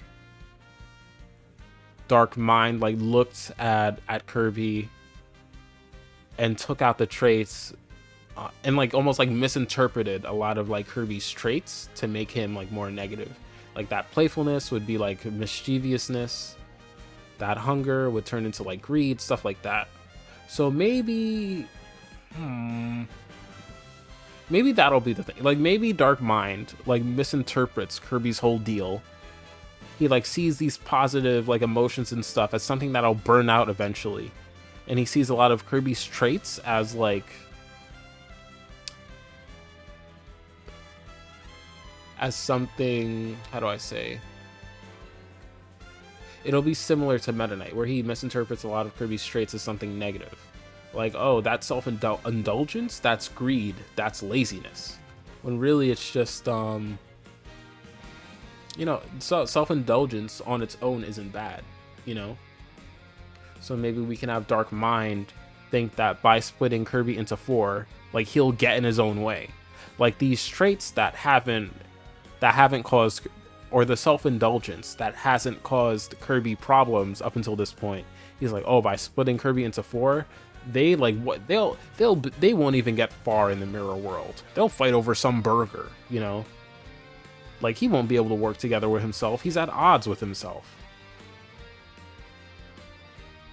Like, how can this guy, the same like lazy guy, who's like sleeping and eating all the time, be also in the same breath be the person who's like the planet's hero? That doesn't make any sense. I'll split him into 4 and watch him fight amongst himself. Like, maybe that's the maybe that would be the reasoning as to why he's split into 4. And then like the themes of the story kind of take shape in the fact that Kirby doesn't fight amongst himself. He does it because he doesn't feel insecure and he's not at odds with himself. He's always true to himself, which is why he's able to work together with himself. Maybe that's what we could go for. I don't know. Dark Mind tried to make Kirby bad, but there was nothing there, so his bad traits are not actually bad. Yes, yes. Original idea, make Dark Mind... Okay. Okay. But I will say, like, Kirby literally kissing himself. Like, that's, like, self-love, you know? Oh, self-love. So there's insecurities, and then there's self-love.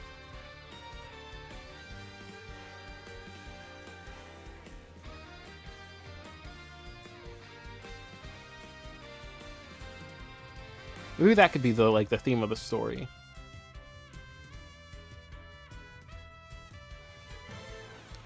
Because insecurity already implies that there's something about yourself you don't like, you know?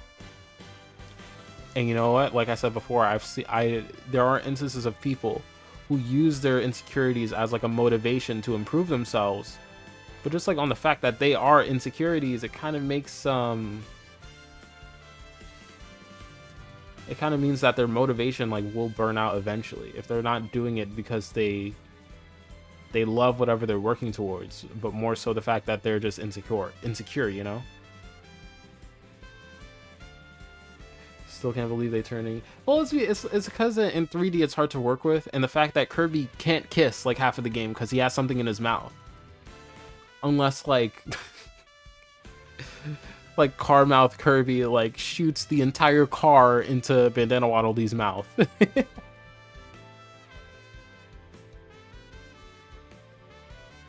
Kirby, given his presumed very young age, probably can't even delve that deep into insecurities BG Brave.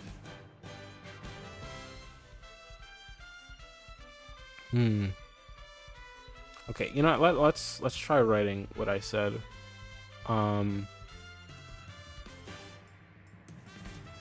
Hold on. Actually, yeah. Hold on. Let's talk about this a little bit more. Insecurity versus self-love. Ooh. Okay. Yes. And this is like the thing that would prove Darkmind wrong. The self-love part. Because part of his like whole deal is that he sees darker thoughts and insecurities and all that as something that's infinite. Because when you get in like a negative like feedback, you can get in like a negative feedback spiral. When you think badly about yourself, you'll like never, there's a chance that you'll like continuously think poorly about yourself and never think positive. And he sees that as like an infinite well chain. Meanwhile, he sees like happiness, or as how do I say it? Like self-love and stuff. He sees that as fleeting. Like he thinks that, oh, you know, you only feel happy for like a short moment before something inevitably brings you back down again. You know, he sees that as he sees happiness and sadness as fluctuating, but he also sees like something when you get like really, really sad, he sees that as like infinite because you can like continuously like spiral. You can continuously get in a negative spiral. Meanwhile, Kirby is there to show that like self-love, that's infinite. You know, like once you like fully accept yourself and you're like okay with yourself, like even if you like want to change, even if you want to improve yourself, like you can still love yourself despite that. So like maybe Kirby's role in the story is there to show that that like self-love is more powerful than insecurities, you know? Being like loving yourself over wanting to change yourself.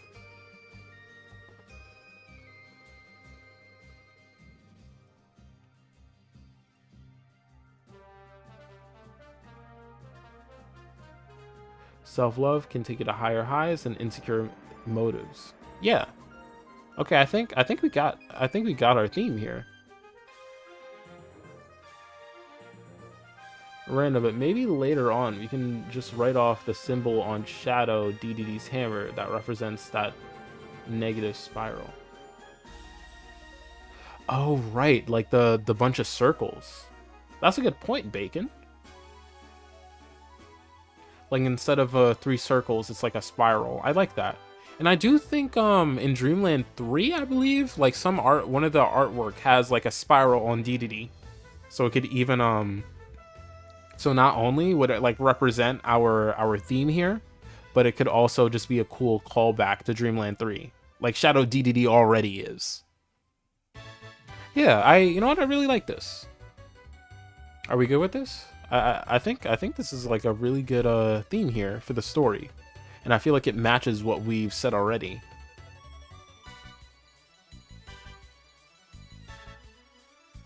On the back of his robe, yeah. So yeah, that's a good idea, Bacon. Not only does it like align with what we have in the story, it aligns. It's a callback, which is like such a Kirby thing. Such a Kirby thing to do. I love it. Okay, yeah, I like this idea that we have. So now we can get into Kirby.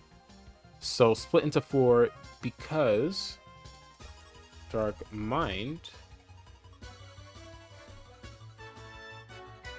This is a solid theme that has a lot of connections to the established story. Yeah, you know, and I will say too, one of the things that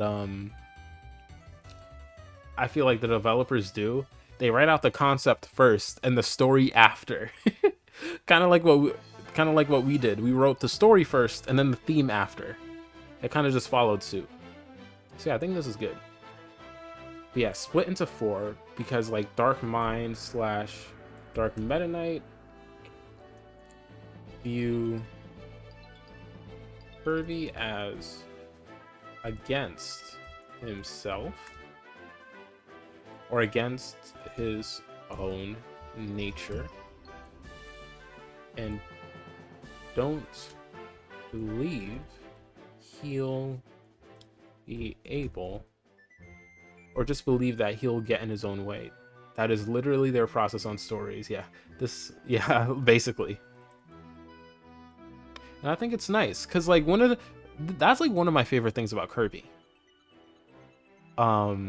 Because the characters and world are so simple and like so close to like what like the mirror theme, right? With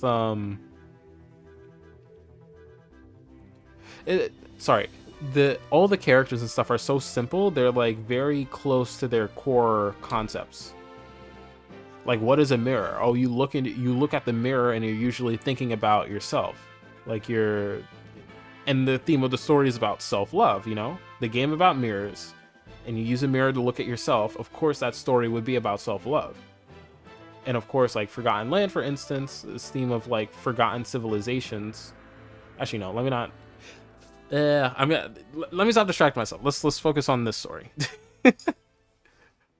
Right. Split into four because Dark Meta Knight view Kirby as against his own nature and don't believe he wouldn't impede his own progress, which is the same way, or I'll just say parallel to the way Meta Knight may have viewed Dreamland in Revenge of Meta Knight.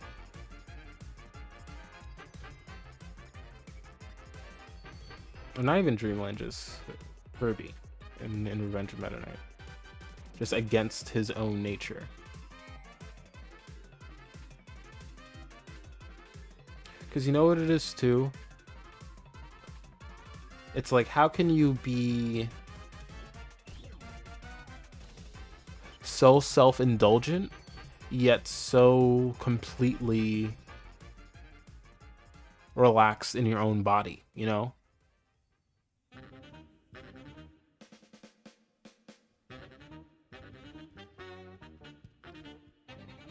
How can you be like so self-indulgent and not like hiding some kind of like deep insecurity that self-indulgence is trying to cover? How are you so okay in your own skin, you know? Like maybe they like struggle to understand that's just how Kirby is, that he's like so completely fine with himself, that they believe, oh, by splitting into him, or by splitting him into by duplicating him into four, like that's when he'll be against himself. That's when he'll, oh, this is the best song in the game. This is my favorite. But that's when how do I say? Let me get a drink.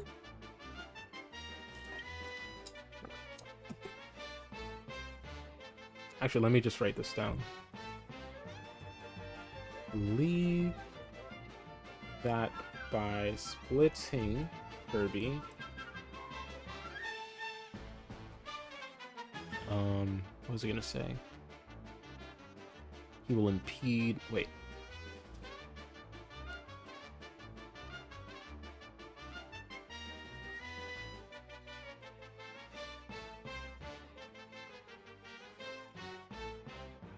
Actually, let me write what I said before.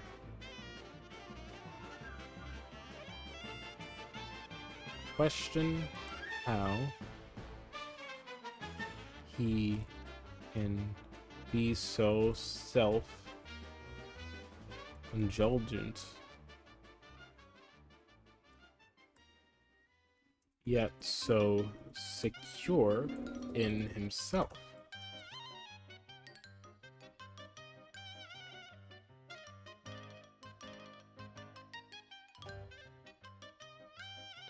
And really, they see this as like Kirby being at odds with himself, but really, he's so self-indulgent because he's secure in himself, you know?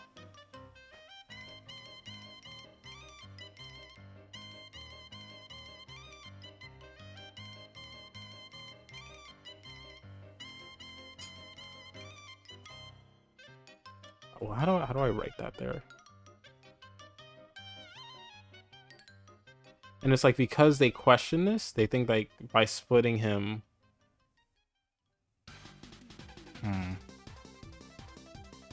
How do I write that?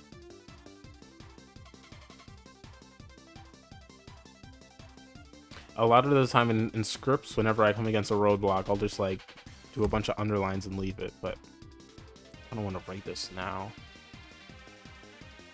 Kirby is simply true to himself. Yeah, exactly.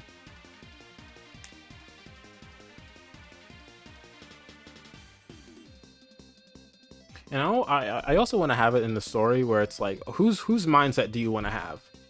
Do you want to have like do you want to have like Meta Knights and Dark Minds like kind of mindset, or do you want to have Kirby's mindset? You know, it's like obviously you want to have Kirby's mindset. You know, it's like what side of the fence are you gonna stand on? Loving yourself or wanting to like permanently change yourself? You know what? I'll say this: it's not just like wanting to change yourself. It's wanting to change yourself from your core, like to the point where you're no longer you know?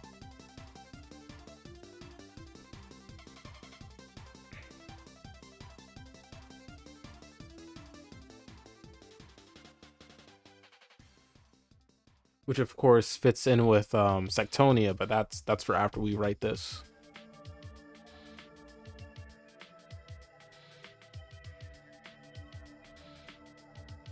Kirby is definitely the best case scenario. Meta Knight is somewhere in the middle, but leaning on the positive. Yeah, he's going towards the positive side of things. Yeah. And in that question, I kind of want to have Dark Meta Knight and Meta Knight kind of occupy the same space. Because Dark Meta Knight is just like the worst parts of Meta Knight, you know? He is... Like, that's the cool part about this character. It's the cool part about why I like him so much. He's only so good because Meta Knight is so good, and Meta Knight only becomes a stronger character because Dark Meta Knight exists. Like, I never would have made the connection about how Meta Knight handles his own appearance if it weren't for Dark Meta Knight, you know?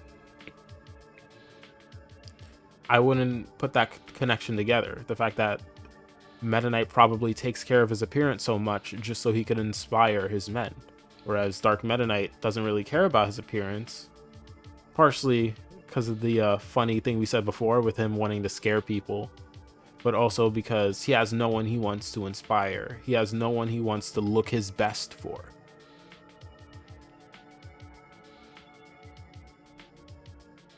Yeah, believe that by... we'll leave that for later. Is there anything... I feel like, honestly... Okay. Of course, Kirby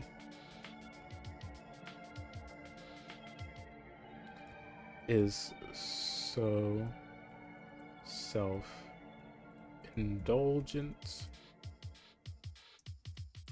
because he has a secure relationship with himself. And Dark Meta Knight is so far removed from Meta Knight's core, he's just way more leaning towards just the darkness evil, filled with solid ambitions. Yeah, the idea of wanting to be stronger, that isn't bad.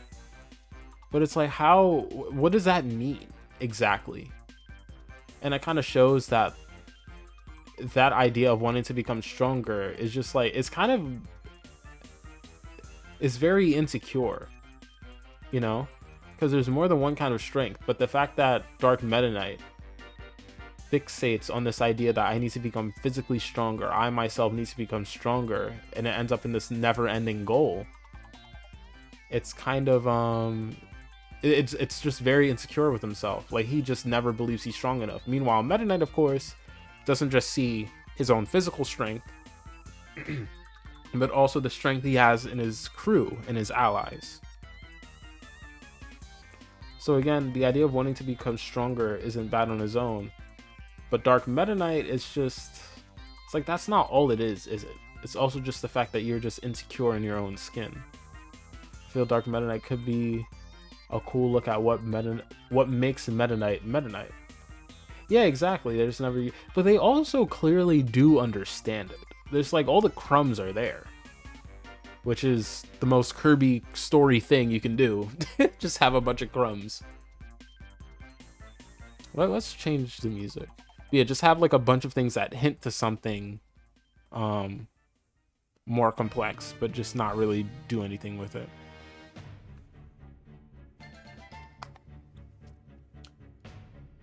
Like, of those goals, they usually can be taken two ways.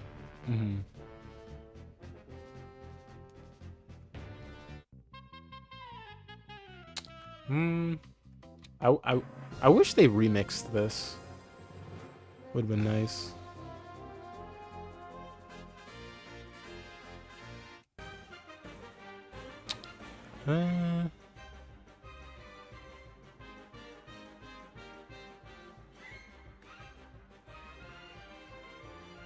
Let's do some of the boss tracks. Actually, no, let's do some of the legacy tracks. Yeah. Here we go. The crumbs are there, but the loaf is nowhere to be found. Yeah, Kirby's fat ass already ate it. Kirby ate all the bread and only left crumbs. Which again, I guess is fitting for Kirby.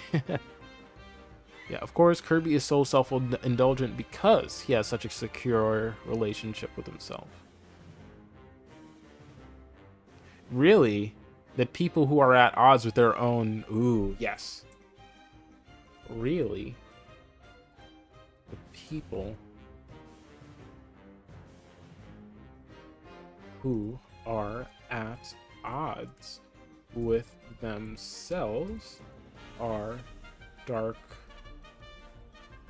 those who are fueled by their own insecurities. Like, how are you motivated by something that... How are you motivated by not liking who you are, you know?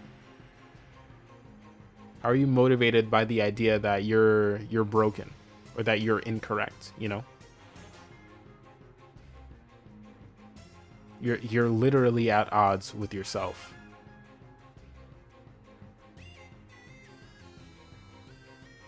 And of course, we have Darkmind, who is literally fueled by insecurities. But then we have those, like... Or I guess it's more... Darkmind is like a metaphor for these people, more so.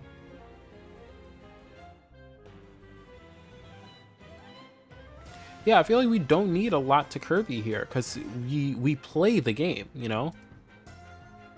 Kirby sets his own example. Or you see it as you're playing the game because you're playing as Kirby, who's just so fine and secure with himself. Like, I feel like this is good, unless... I mean, let's read again.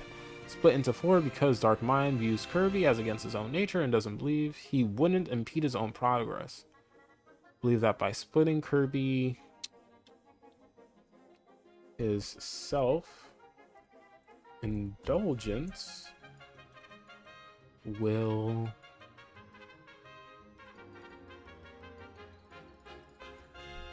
cause infighting.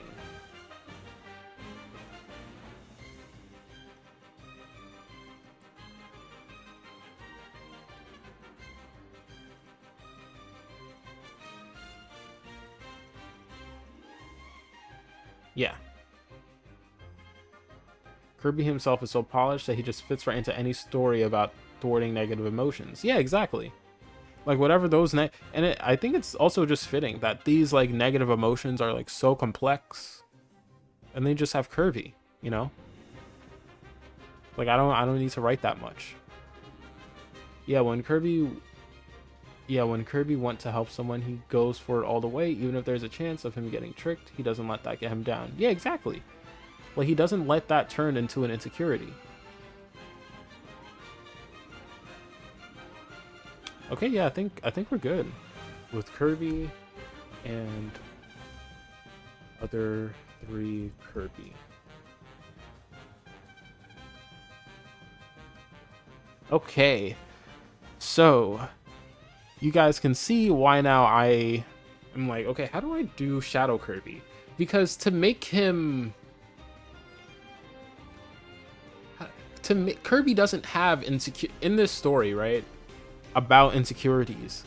How are we gonna make a Shadow Kirby when Kirby doesn't have any insecurities to make a shadow of, you know? So I really like sat and I was like thinking, it's like, what do we do? And it's kind of been in the back of my mind for a while. And so it does make me think about what that person said last stream, where it's like, instead of it literally being a Kirby shadow, instead it's like someone misinterpreting Kirby and taking traits that are clearly not a problem, but turning them into a problem because that person doesn't understand Kirby, you know?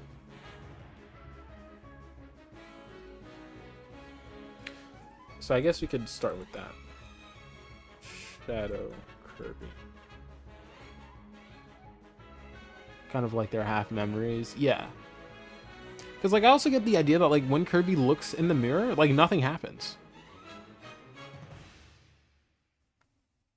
Ooh. And maybe, like, the way the mirror works, you look in the mirror, and after you look for a while, your appearance, like, slowly begins to change on the other side of the mirror. And then, like, the camera will snap to the other person and be like, wow, I look different, you know? But of course, Kirby, like, his reflection is crystal clear. Like, nothing changes at all. It's just, to Kirby, the dimensional mirror is just another mirror, you know? Nothing changes.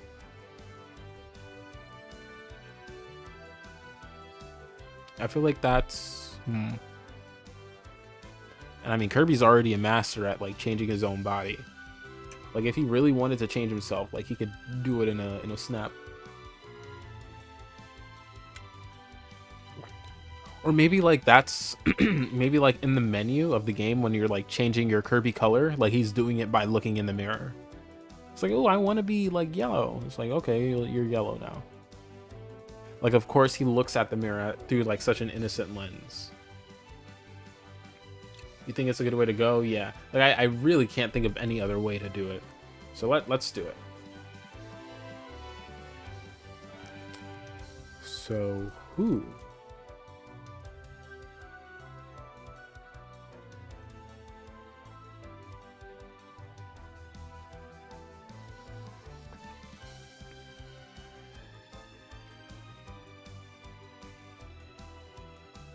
Surface level distortion that at his core is the same.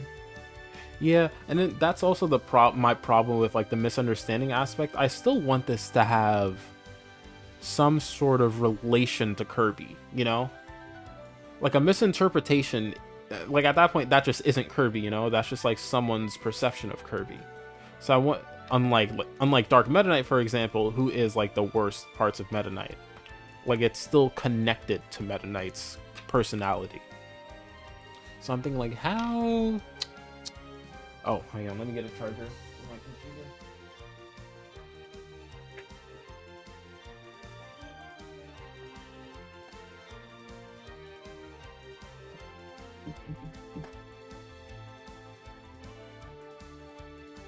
After this one, I want to switch soundtracks to Dream Buffet.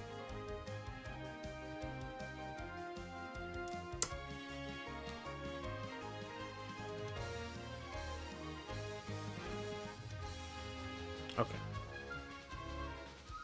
Shadow Kirby. So, okay. In terms of the story, like, maybe after Dark Mind realizes, like, oh shit. I don't think that impeded his progress. I think this, like, jolly little fuck is doing just fine with 3 other versions of himself. So let's, like, really look into him and make, like, a bad version. Like, maybe that's how Shadow Kirby is created. But he should come off as someone trying to be bad but fails at it. Basically, their insecurity is an act rather than a desire.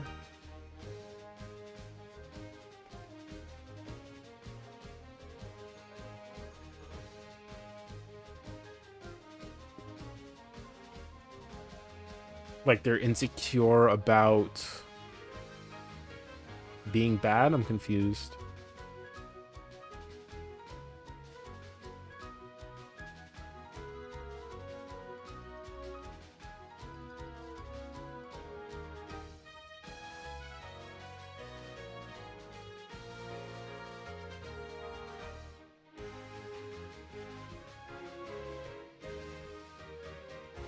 Okay, you know what, too?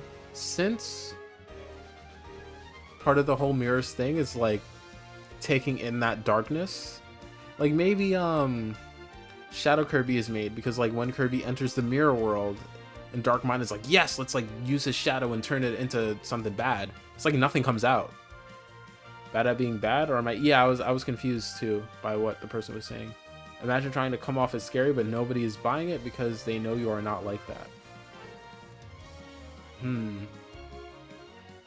Maybe. Like, maybe they're trying their hardest to be bad, but because Kirby is like the most innocent thing ever, Shadow Kirby can't really do that well. And so he's trying to like what's the word? Overcompensate for it, and like really try and be more bad than he really is. Maybe. You know what too? I also want to think of like the modern characterization, because it's always talking about his like pranks and stuff too, right? So where would that like mischievousness come from?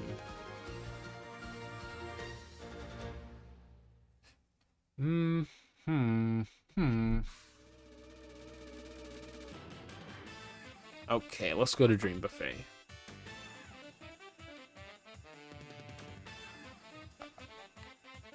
Or is there any other? Oh, these are good.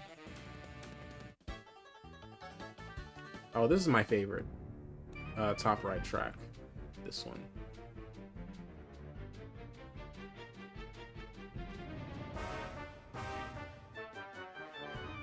Actually, yeah, let's just go right to Dream Buffet. Or should we do Return to Dreamland Deluxe? And let's Dream Buffet.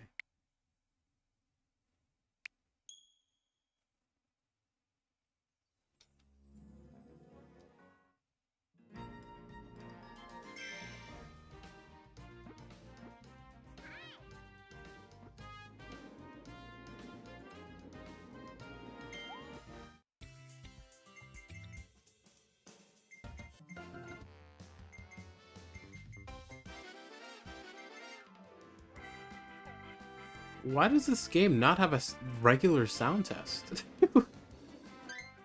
It's very strange. Welcome to the Dream Restaurant, the venue hosting this Dream Buffet for Kirby. This comfy table is the home table, so make yourself at home. Is Kirby Dream Buffet canon?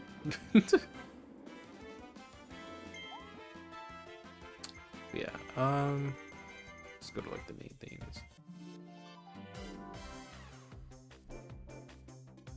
This is such a cool Jun Ishikawa track.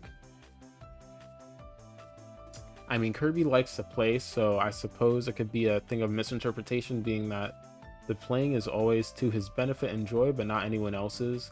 That's like bordering on Marx. Which, at the same time, Marx is kind of like a parallel to Kirby. Or not a parallel is simplifying it, but I don't hate that idea. But I think it's just, I just feel weird about the idea of making Shadow Kirby like any kind of malicious, you know? Like even slightly, because then it's like, oh, that's not Kirby. But like that's kind of the point, you know? It's the point of Shadow Kirby.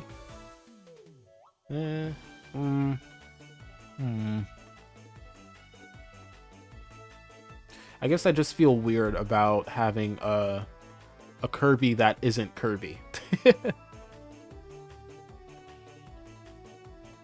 Watch out for the Dream Fork next game, for real. That's what I'm saying. It's gonna be like the most important piece of Kirby lore.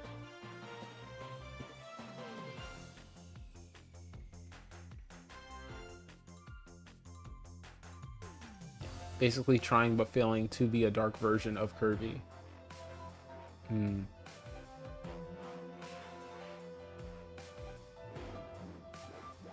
Maybe it's a thing where he doesn't know what he's doing is harmful to others.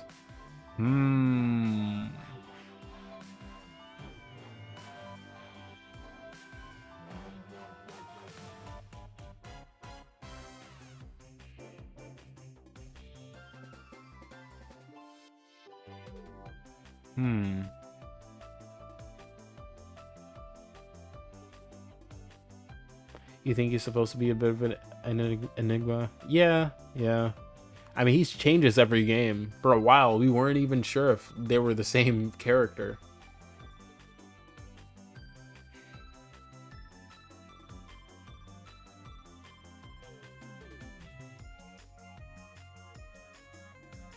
Okay. I'm gonna bite the bullet. We're gonna make him like a Dark Mind interpretation. And maybe like the reason, I don't know.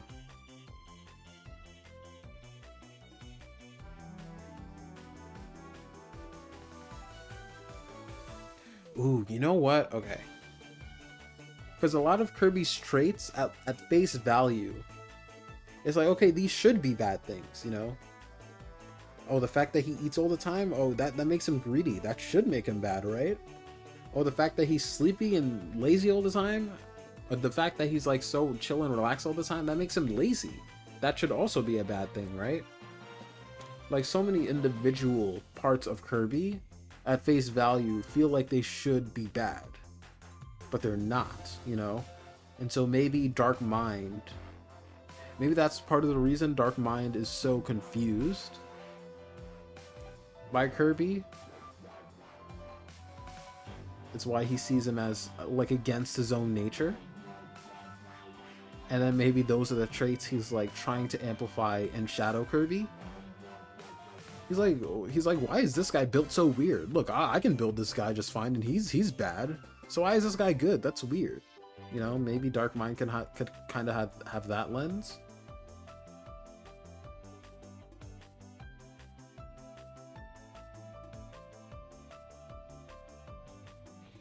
Just had an idea. Maybe Shadow Kirby is like a watered down. That's also a good idea. Because it would also explain why he's such like a non-factor, you know?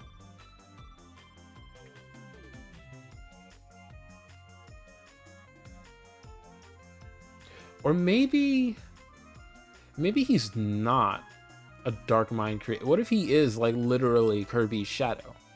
Because this is also something fun I noticed, right? We have Dark Meta Knight and Dark Mind, but then we have Shadow Kirby. There's a very clear delineation between those two groups, you know?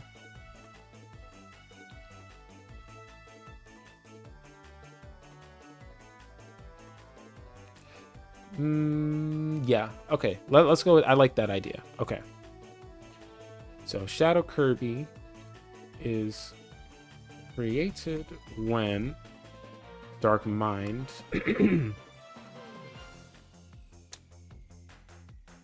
oh, I can also share my cursor. Let's do that.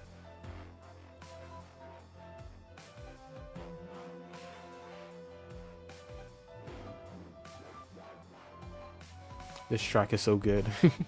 Yeah, Shadow Kirby is created when Dark Mind tries to amplify the traits in Kirby he sees as negative while taking out Kirby's positive traits only to get a resulting watered down Kirby, which would explain his role in the original Amazing Mirror, where he's like a non-element. He's almost like a non-factor. Like he's like aimlessly running around doing nothing, and only shows up in the end to unite against Dark Mind. Yeah, I think also what I'm trying to do is like unite all versions of the character together, when really they're like, I don't know, they're kind of at odds with each other, you know? Maybe the mirror, in response to Kirby being the first person who didn't want anything to change, creates a shadow that is kind of off as a side effect. Maybe. But I also want to, I don't know, because that would also imply that other characters in the mirror who, how do I say this?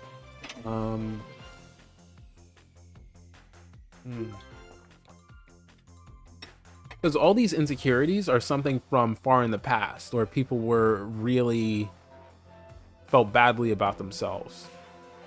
And of course, the insecurities are also from Meta Knight. But for Dreamland as a whole, Like that's a Dreamland, the Mirror World, Popstar. These are like very positive people. It's supposed to be like a dreamland, a very innocent place. So generally people don't have such bad insecurities. So in modern times, or at least in Kirby's times, when other people go to the mirror, they don't really have such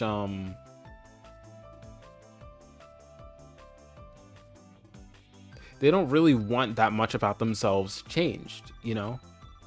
They only want like small things changed, like maybe their color, because they just like that color. They aren't really thinking that deep about it, you know?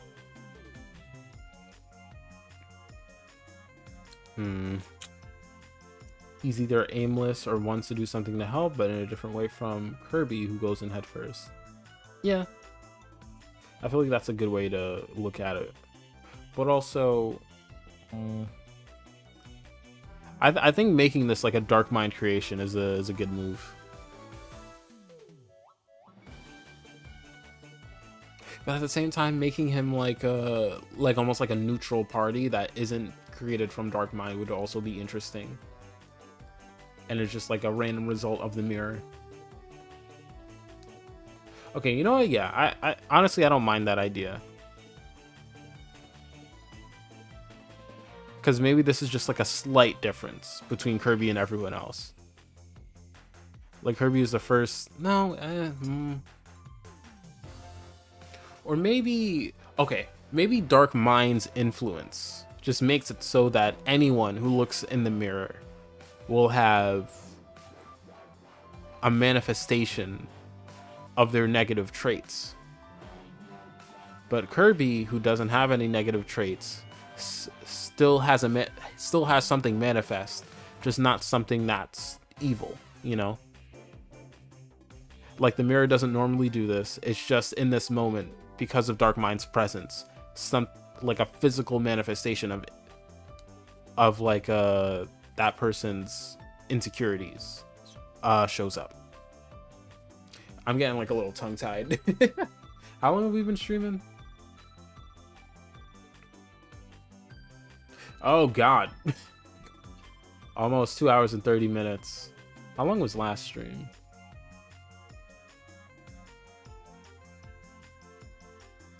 Oh, about the same amount of time. It's 4:28 now. That is literally how the game actually explains it. I mean, the original Amazing Mirror doesn't explain much of anything. Oh, you're talking about like the dark... I mean, no. The original... I mean, we could look at the manual right now.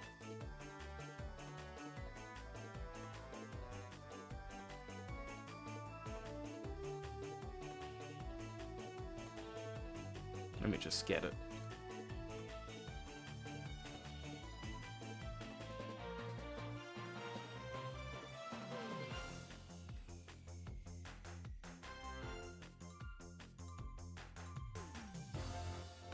Hi, Star Me Warper. Okay.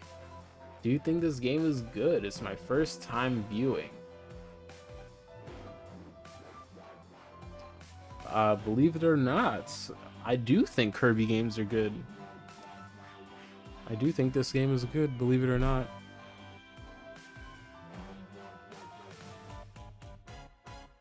Yeah, manual.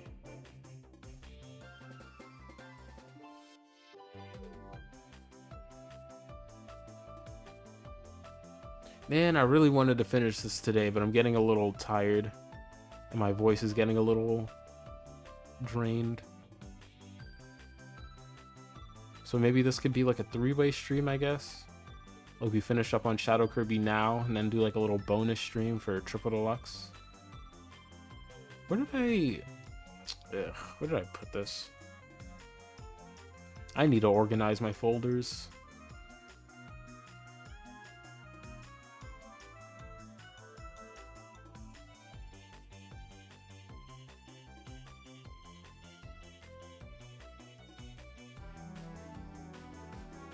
Yeah, I know it was a trick question. I'm messing with you too.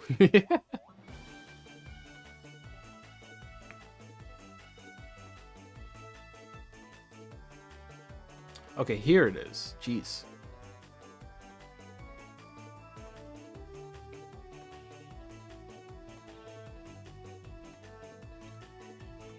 Yeah, mirrors have the power, blah, blah, blah. And its mirrors could only reflect bad things. It's super vague. Like, we don't know what bad things means exactly. It doesn't even mention Shadow Kirby. Shadow Kirby is such a non-element to this game.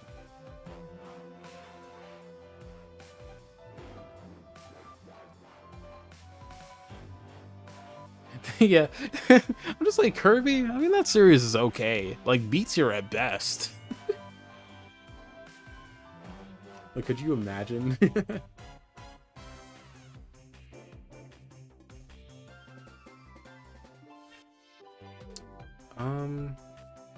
Hmm.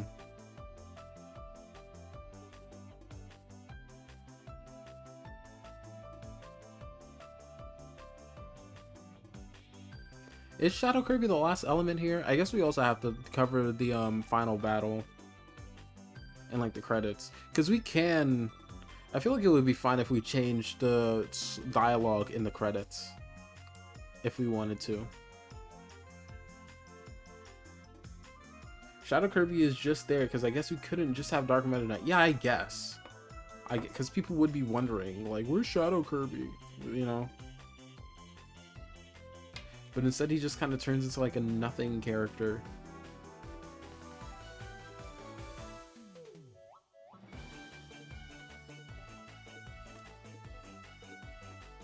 Wait, have we been listening to the song for the past, like, I don't even know how long.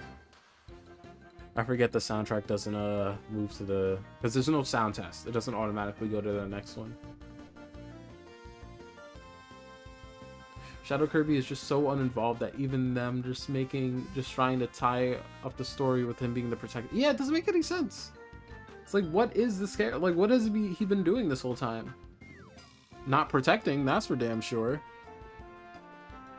The thing of most consequence that he does is give Kirby the sword if he loses it in the final battle. And then he leaves.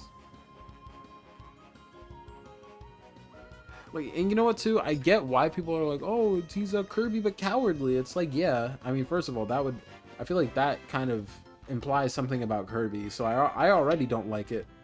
But like, the main reason I don't like it is it's almost like, it's like, no, that's not why. He's not a non-element because he's cowardly. He's a non-element because they didn't know what to do with him, you know? Yeah, what does he even do? Like, genuinely.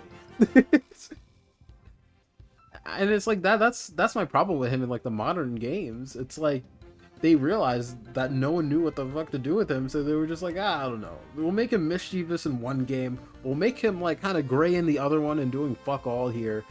And I know we said he's like the guardian of the mirror world, but let's just have a character literally steal it. Like that's fine, you know, it's okay. Like, nothing makes any sense.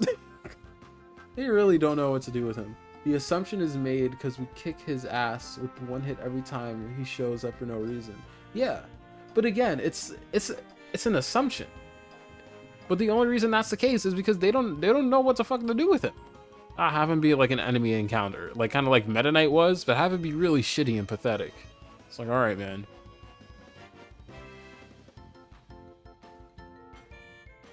Okay, you know what? You know what we can do? We can recontextualize what he's doing. Like, maybe he thinks Kirby is up to no, like maybe he thinks that Kirby is bad or something, and that's why he like shows up randomly. Because apparently, I mean, it's happened to me a few times. He does attack if you like give him a second to attack.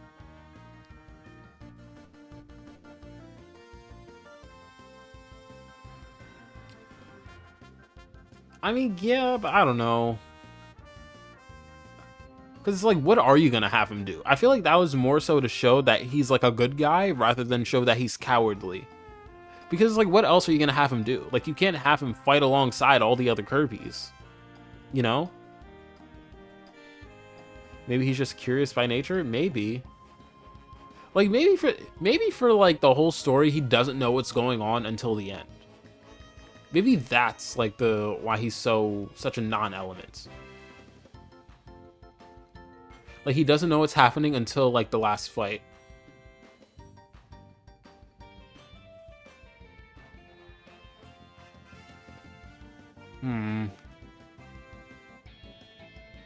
Okay, you know what? You know what? Let's do what we did for Kirby. And let's go back to, like, the themes of the story we're writing. And see how we can rope in Shadow Kirby. Because he's still Kirby. Like, maybe we could do something there. Maybe, like, something will come to us. When we're... he's just fucking around the entire... Like, that's what I'm saying! That's what I'm saying! Like, maybe he, like, truly, genuinely has no fucking idea what is going on. Like, he just kind of popped into existence, and he doesn't know. Ooh, true. He was born literally hours ago. At least in our version of the story. And honestly, like, I do believe that was the intention behind the Mirror World. I do think Dark Meta Knight and Shadow Kirby were created in that adventure, in that moment, instead of, like, always existing, you know?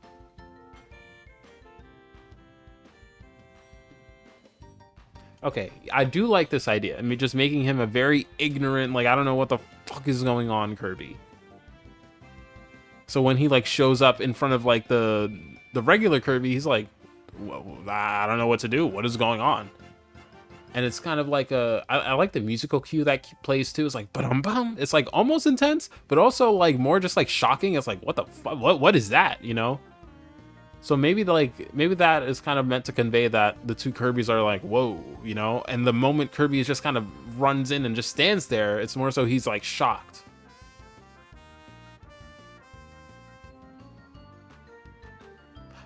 Okay. And then, like, in that shock, one of the two Kirbys attacks the other. Because Shadow Kirby does attack. I don't know where the misconception that he shows up just to stare came from. He does attack eventually. So, okay. Let's make him not affiliated to Dark Mind at all. I like that idea.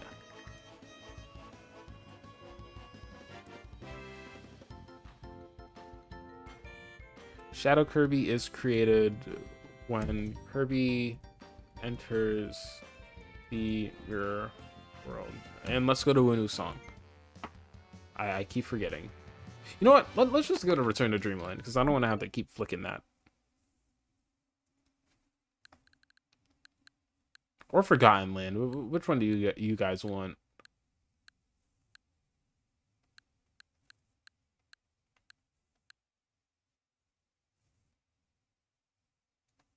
I'll let you guys choose.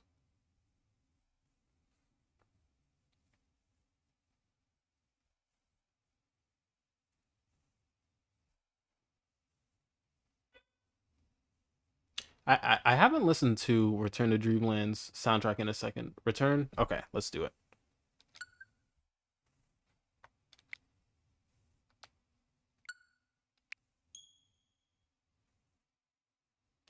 And let me get some water.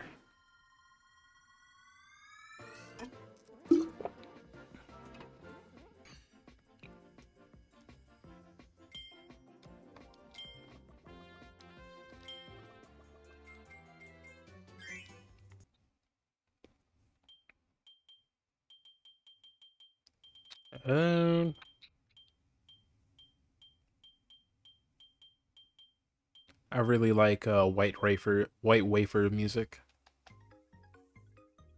God, that's so quiet. There we go. So let's lower it a little bit. There we go. That also works for Kirby, since in a lot of plots he... Ooh, true. So whereas Kirby still goes in and does whatever, Shadow Kirby is ignorant to everything. Or maybe he's just... Yeah, I think that's a good idea. Galactonite? Okay, let's do it. I think both Galactonite themes are in this game. So we can listen to 2 whole Galactonite themes. Ooh. Oh, wait, before we do that, there is, Diadem Destruction Deliverance. DDD? DDD is actually the Master Crown all along? Lore? But yeah, there's a amazing mirror remix in this game from what I remember. Wait, what? There's a regular... That's weird. There we go.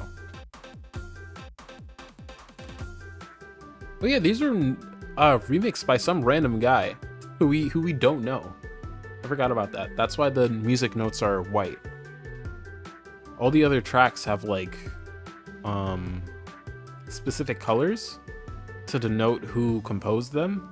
But I think like some of the dudes from Vanpool made the Magoland remixes, which is interesting. Yeah, this remix is good. Yeah, sorry. Anyway, Galactonite. Just wanted to hear that for a bit.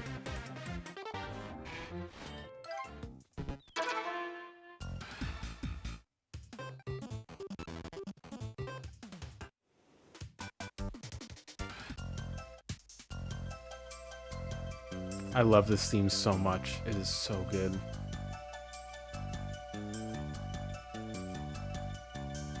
They knocked it out of the park with this game, man. Yeah.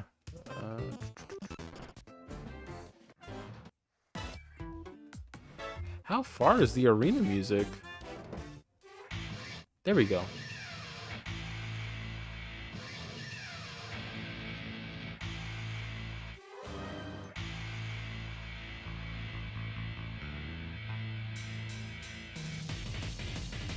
Okay, this is the DS version. This is the Wii version. How do I not have this? What is this supposed to be? Hello?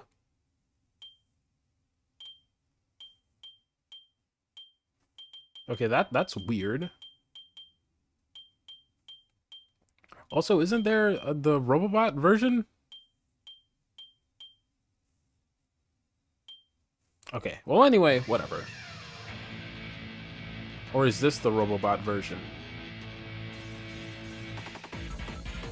This is the Robobot version. So where's the Wii version?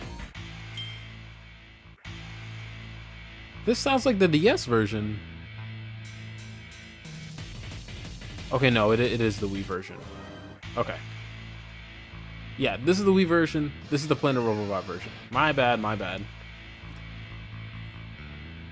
Man, he remixed this so faithfully for Return to Dreamland. It sounds just like the Wii version, but if you like listen close, you can hear some higher quality instruments. The DS version is a bit more crushed. Yeah, I can tell now. Right. Anyway, back to Shadow Kirby.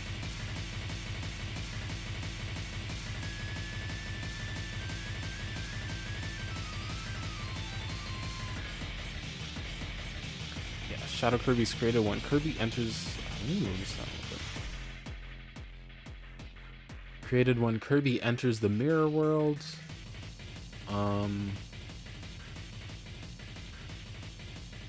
Maybe we could have this where it's like the mirror has its own will, and it like sees... I don't know.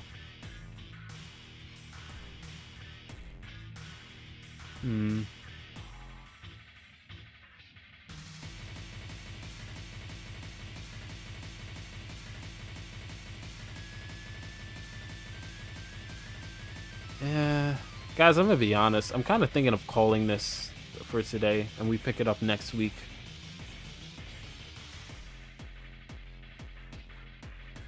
Because we did write a lot today.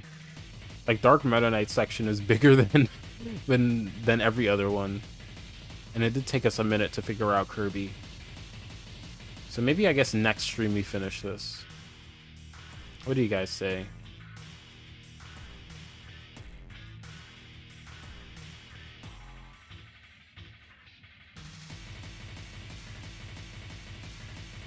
And then next stream,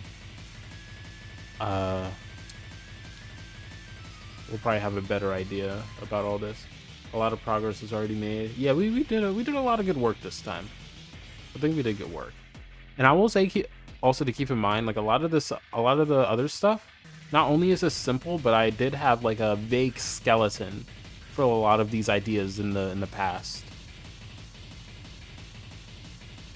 Yeah, I'm cool with that. You did a lot. We did a lot. We did a lot of great work today. Yeah, I think this is good for now. In the end, I'm thinking like maybe 2 when we do finish this. Like doing like a small manual like I did for Kirby's Dream Land 2. And like doing some art for it. I think that'd be fun. Yeah, I think I'm gonna call it. Yeah, thanks for showing up, guys. This is a lot of fun, just like last time.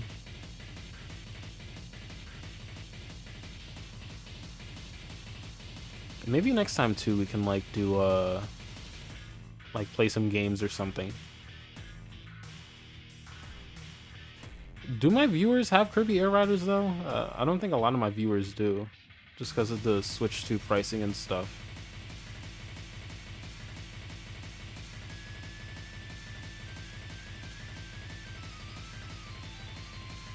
I'm glad the music thing worked out though.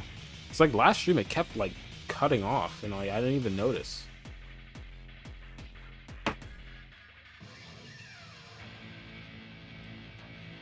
Yeah, I still have to figure out like what the deal with my computer is as a whole though. Maybe I just have too much stuff running in the back. Anywho, yeah. Thank you for showing up to the stream, guys. I hope you have a good rest of your day. This was a lot of fun. As always. I guess for next stream, like if you, one of the things I always like to do whenever I get like a random idea, is just like write it down really quick. If you know me, like you'll notice I have like a lot of notebooks like all over the place, or not even a lot of notebooks, just like a bunch of like small little writing books, or I draw and like quickly jot down ideas. So yeah, I guess that's my recommendation for until next stream. Just like quickly, if you get an idea about what to do with Shadow Kirby, just like quickly write it down, or even like the story as a whole. But yeah, thanks for showing up, guys. I'll see you next time.